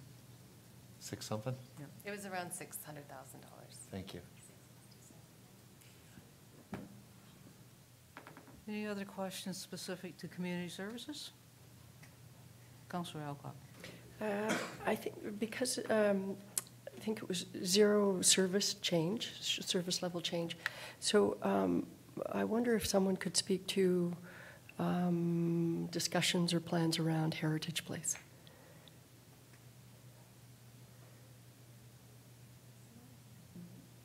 If there were any discussions, just because there is an ongoing working group, and I just, perhaps maybe that's I just wanted a little information, again, because I don't sit on community services, so. Thank you very much, Councillor Alcock. And through there we go, sorry. Through you, Mayor Terziano. I'd be happy to speak to that. The Muskoka Heritage Place Strategic Revitalization Working Group has had a number of meetings. The recommendations that came out of that were internal. They have not been presented to committee or formalized or anything like that. We are looking forward to resuming those talks under the guidance of our new director and also the new structure here. So the work that we have done is not lost, but it is not included in this budget. I do hope that we will be able to come before you with more information prior to this time next year, because some of our things are time sensitive, as you're well aware from sitting there as our guest. So we're looking forward to moving forward, but the time is not right now. Okay, very much appreciated. I just knew there was that ongoing work and just wanted to hear that. Thank you. Thank you. Thank you. Okay, if there's no other questions, we will let the community service folks go if they so desire. And let's go to development services, the department that makes money. Pretty sure there's not going to be very many questions there. Are there any questions?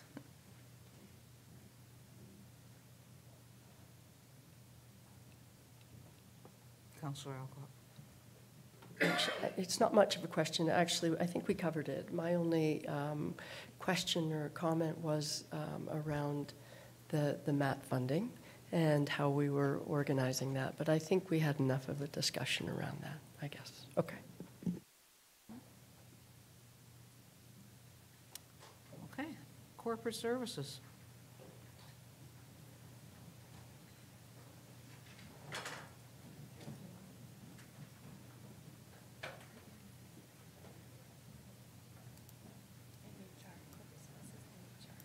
Corporate services and HR.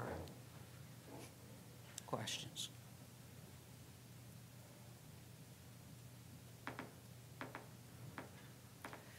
Were there any questions on, oh, thank you. Councillor Withey.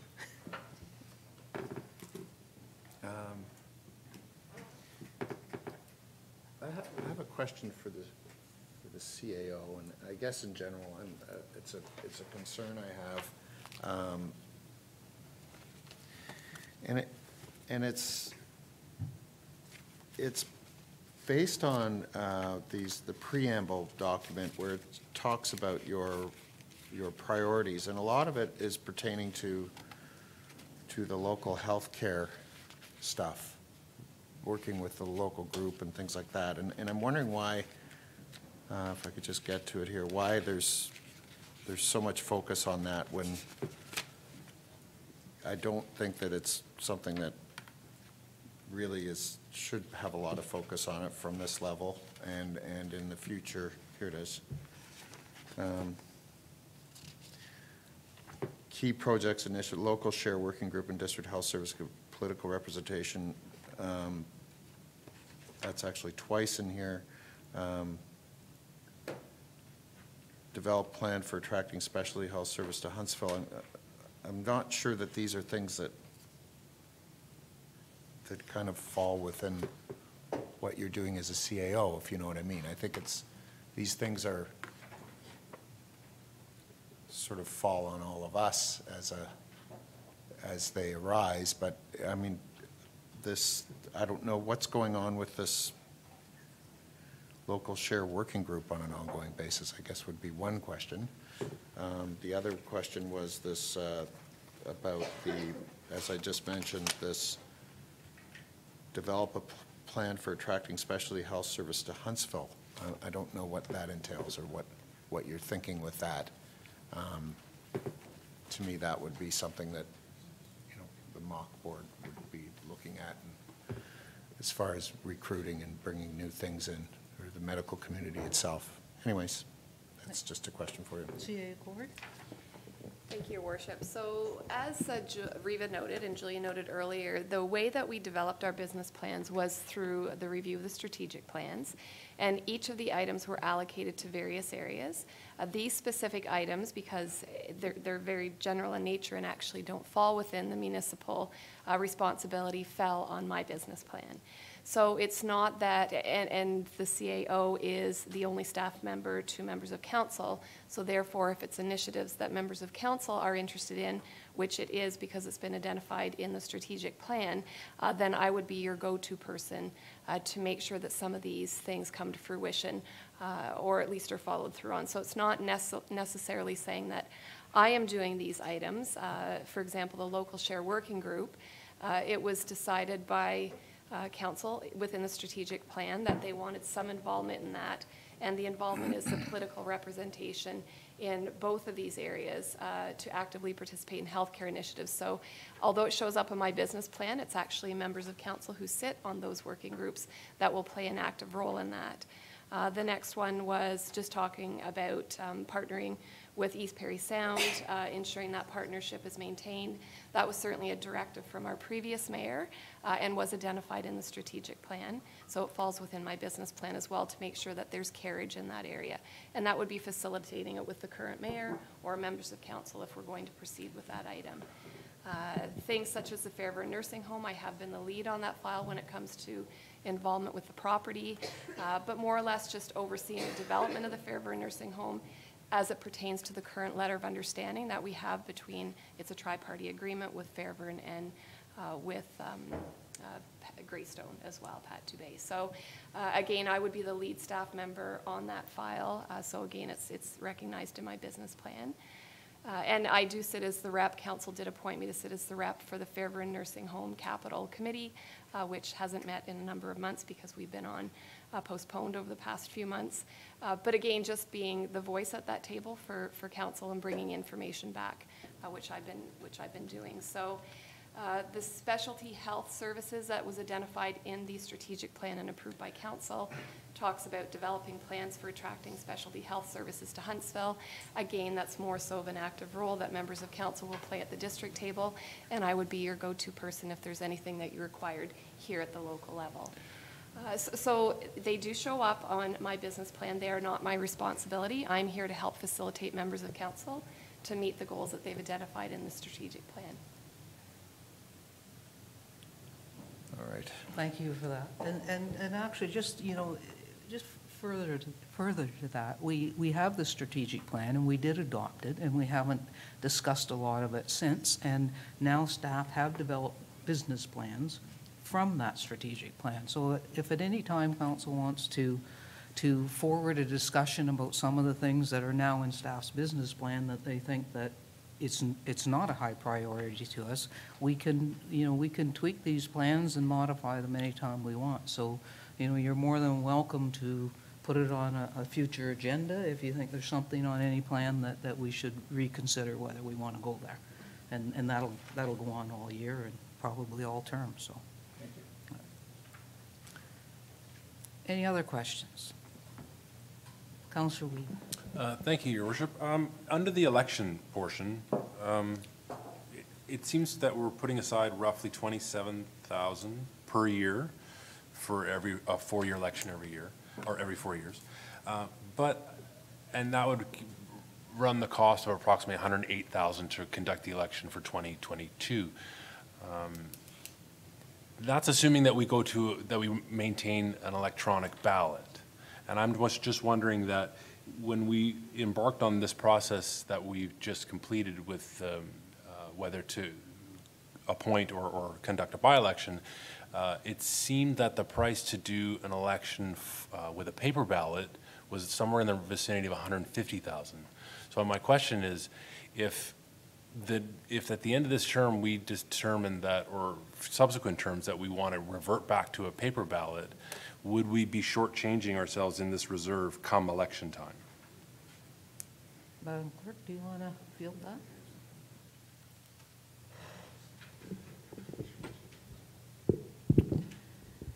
Thank you, Mayor Terziano. So the cost for a by-election, because we're a lone soldier, is greater than a regular election. So if you factor in that difference, it's significant. The paper is obviously the greatest with the cost of mail-outs and all that stuff. So that is, we would potentially be short, potentially, if you went back. We also make that contribution each year over 4 years to try to have enough in, but we also determine what our election method is before that final year. So if we have to bump that up in the last year or two, we have that opportunity.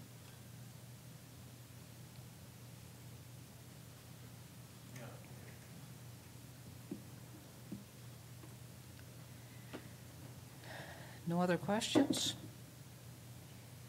Okay, if you will allow, I'm going to do a quick little, hang on, Madam Treasurer? Sorry, I just wanted to just give community or council the opportunity to ask any questions of the library board as well, because they're here. Thank you, yes. Are there any questions of the library's budget? Councillor Weed. Thank you for indulging me. I was looking through, and I have a hard time finding it, but I was looking through some of the operating, which we've seen a rise in for this coming budget. And if you'll just allow me some space to find it. There were a couple items just on there that were, hang on, I'll find it.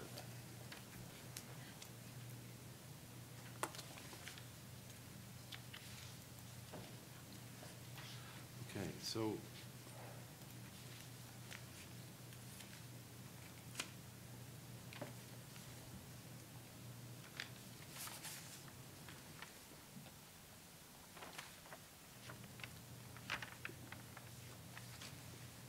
sorry. I guess I was just looking through just the expenditures, and there were a few numbers that were very different from the year prior. Like one example was, it was $60 last year, but it's going to be like $7,000 this year, and I can't seem to find it. Oh yeah, there's the copying expenses. It was $60 last year, and it's $2,100 this year. And there were a couple of items like that seemed to throw the budget out of whack, and I just wanted some clarity on some of those big discrepancies. I don't know how. Sorry, there you go. Here I am, head down. Rita? Thank you, Mayor Terziano, through you. I just wanted to clarify, so with the copying expenses, that $60 you're saying is the budget change, so it only changed by $60. So last year, the final budget was $2,100, and this year's $2,160. Right, that was a bad example, sorry. Okay. Anyway, I'm obviously proven to be ill-prepared for this sudden discussion on it, but That's all right. It's not our last budget meeting. So. Right, so I'll come back to it. I'll make some notes, and I'll have some questions for you next time. Thanks. Okay. So we haven't missed anybody now, right? Okay. So I'm just going to do a quick little summary, because our next anticipated budget meeting is January 6th. Right now, based on the presentation today, we're at a 9.1% levy increase, a 3.31 tax increase for Huntsville, less than 2% overall tax increase, $29 on a 300 assessment. We're increasing our budget $1.339 million. 590,000 of that is capital, which is primarily our contributions to our capital asset, which takes that annual contribution up to over $4 million.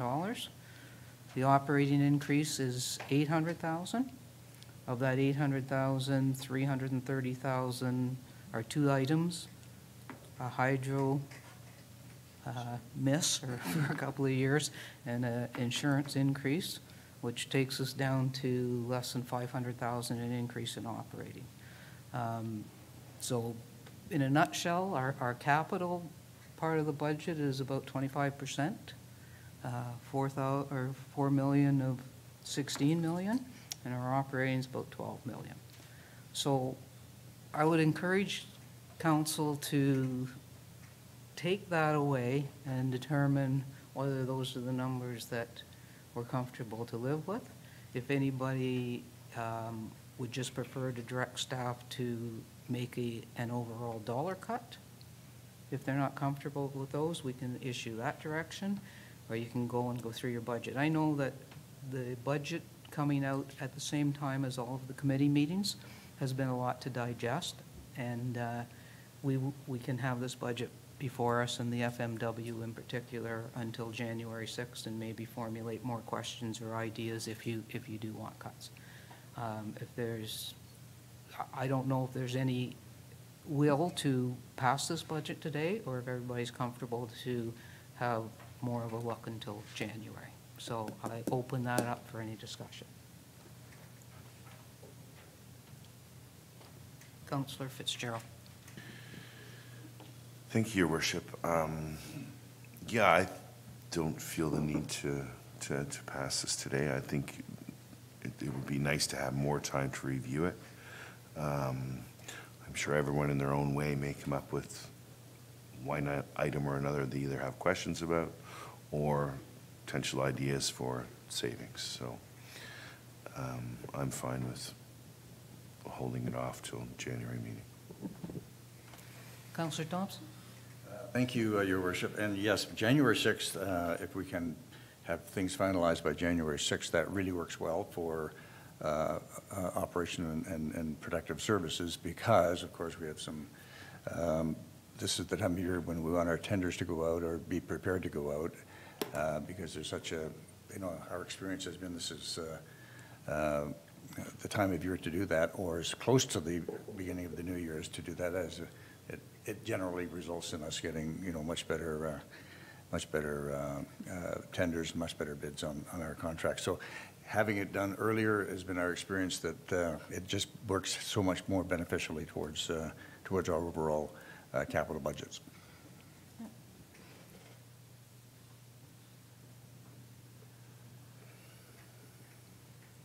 Councillor Withy?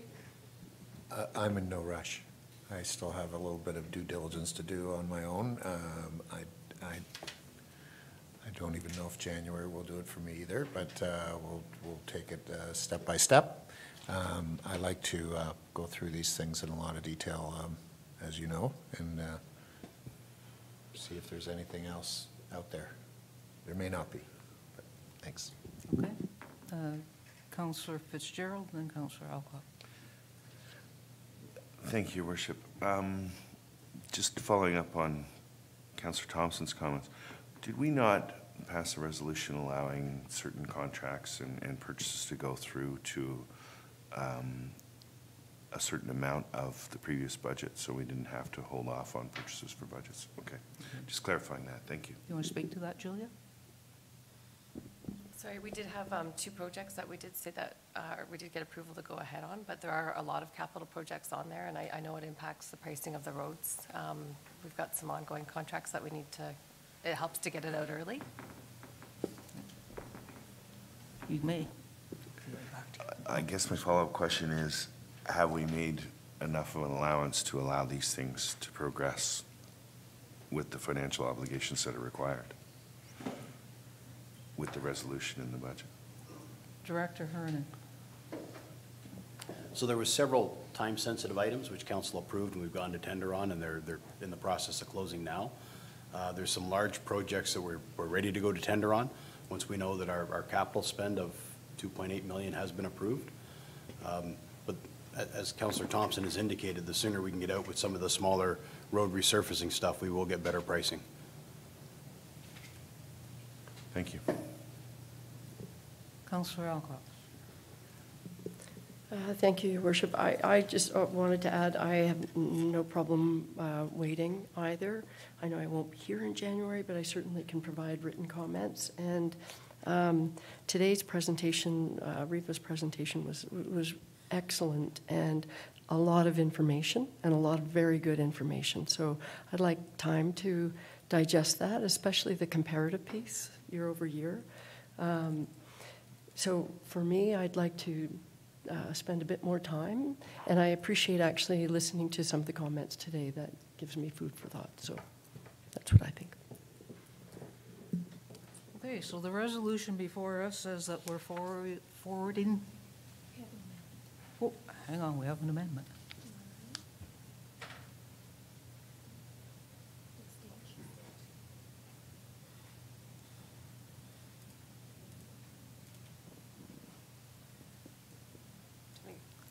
We just have one amendment to make to it, just based on the earlier report from this council meeting regarding the stage, so that we'll include that in, as part of the draft budget that we're presenting on the 6th. Okay, so can we just put as amended, or do you have, no? So I need a mover and a seconder for the piece on the stage to add to the budget. Councillor Thompson and Councillor Fitzgerald. Be it resolved that the following be added at the end of the second paragraph with the following amendments. 1, Algonquin Theatre Stage, plus 25,000 capital reserve.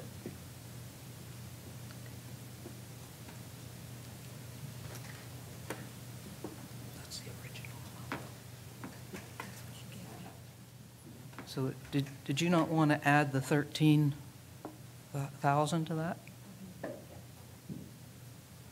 So the amendment should be the addition of 13,750, was it?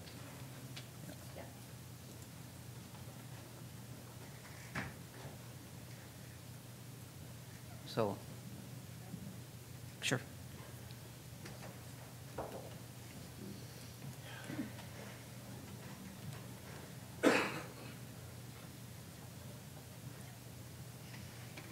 So if that's all right with mover and seconder, be it resolved that the following be added at the end of the second paragraph with the following amendments: Algonquin Theatre Stage plus 13,750 capital reserve. All in favor? We'll do that again. That's carried.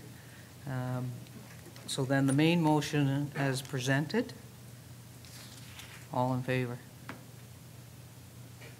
And that's carried. Okay.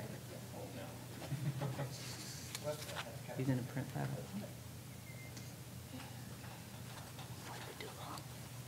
It's the main motion as amended. Just correct them. Okay, that was the main motion as amended.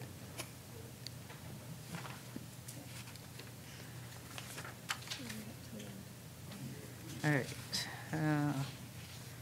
Okay, just before we end this meeting, I just wanted to make one comment, and that is It's actually too bad that all the staff is gone now, because what I really want to do is, first off, thank Julie and Reva for their budget work and everybody who participated in that.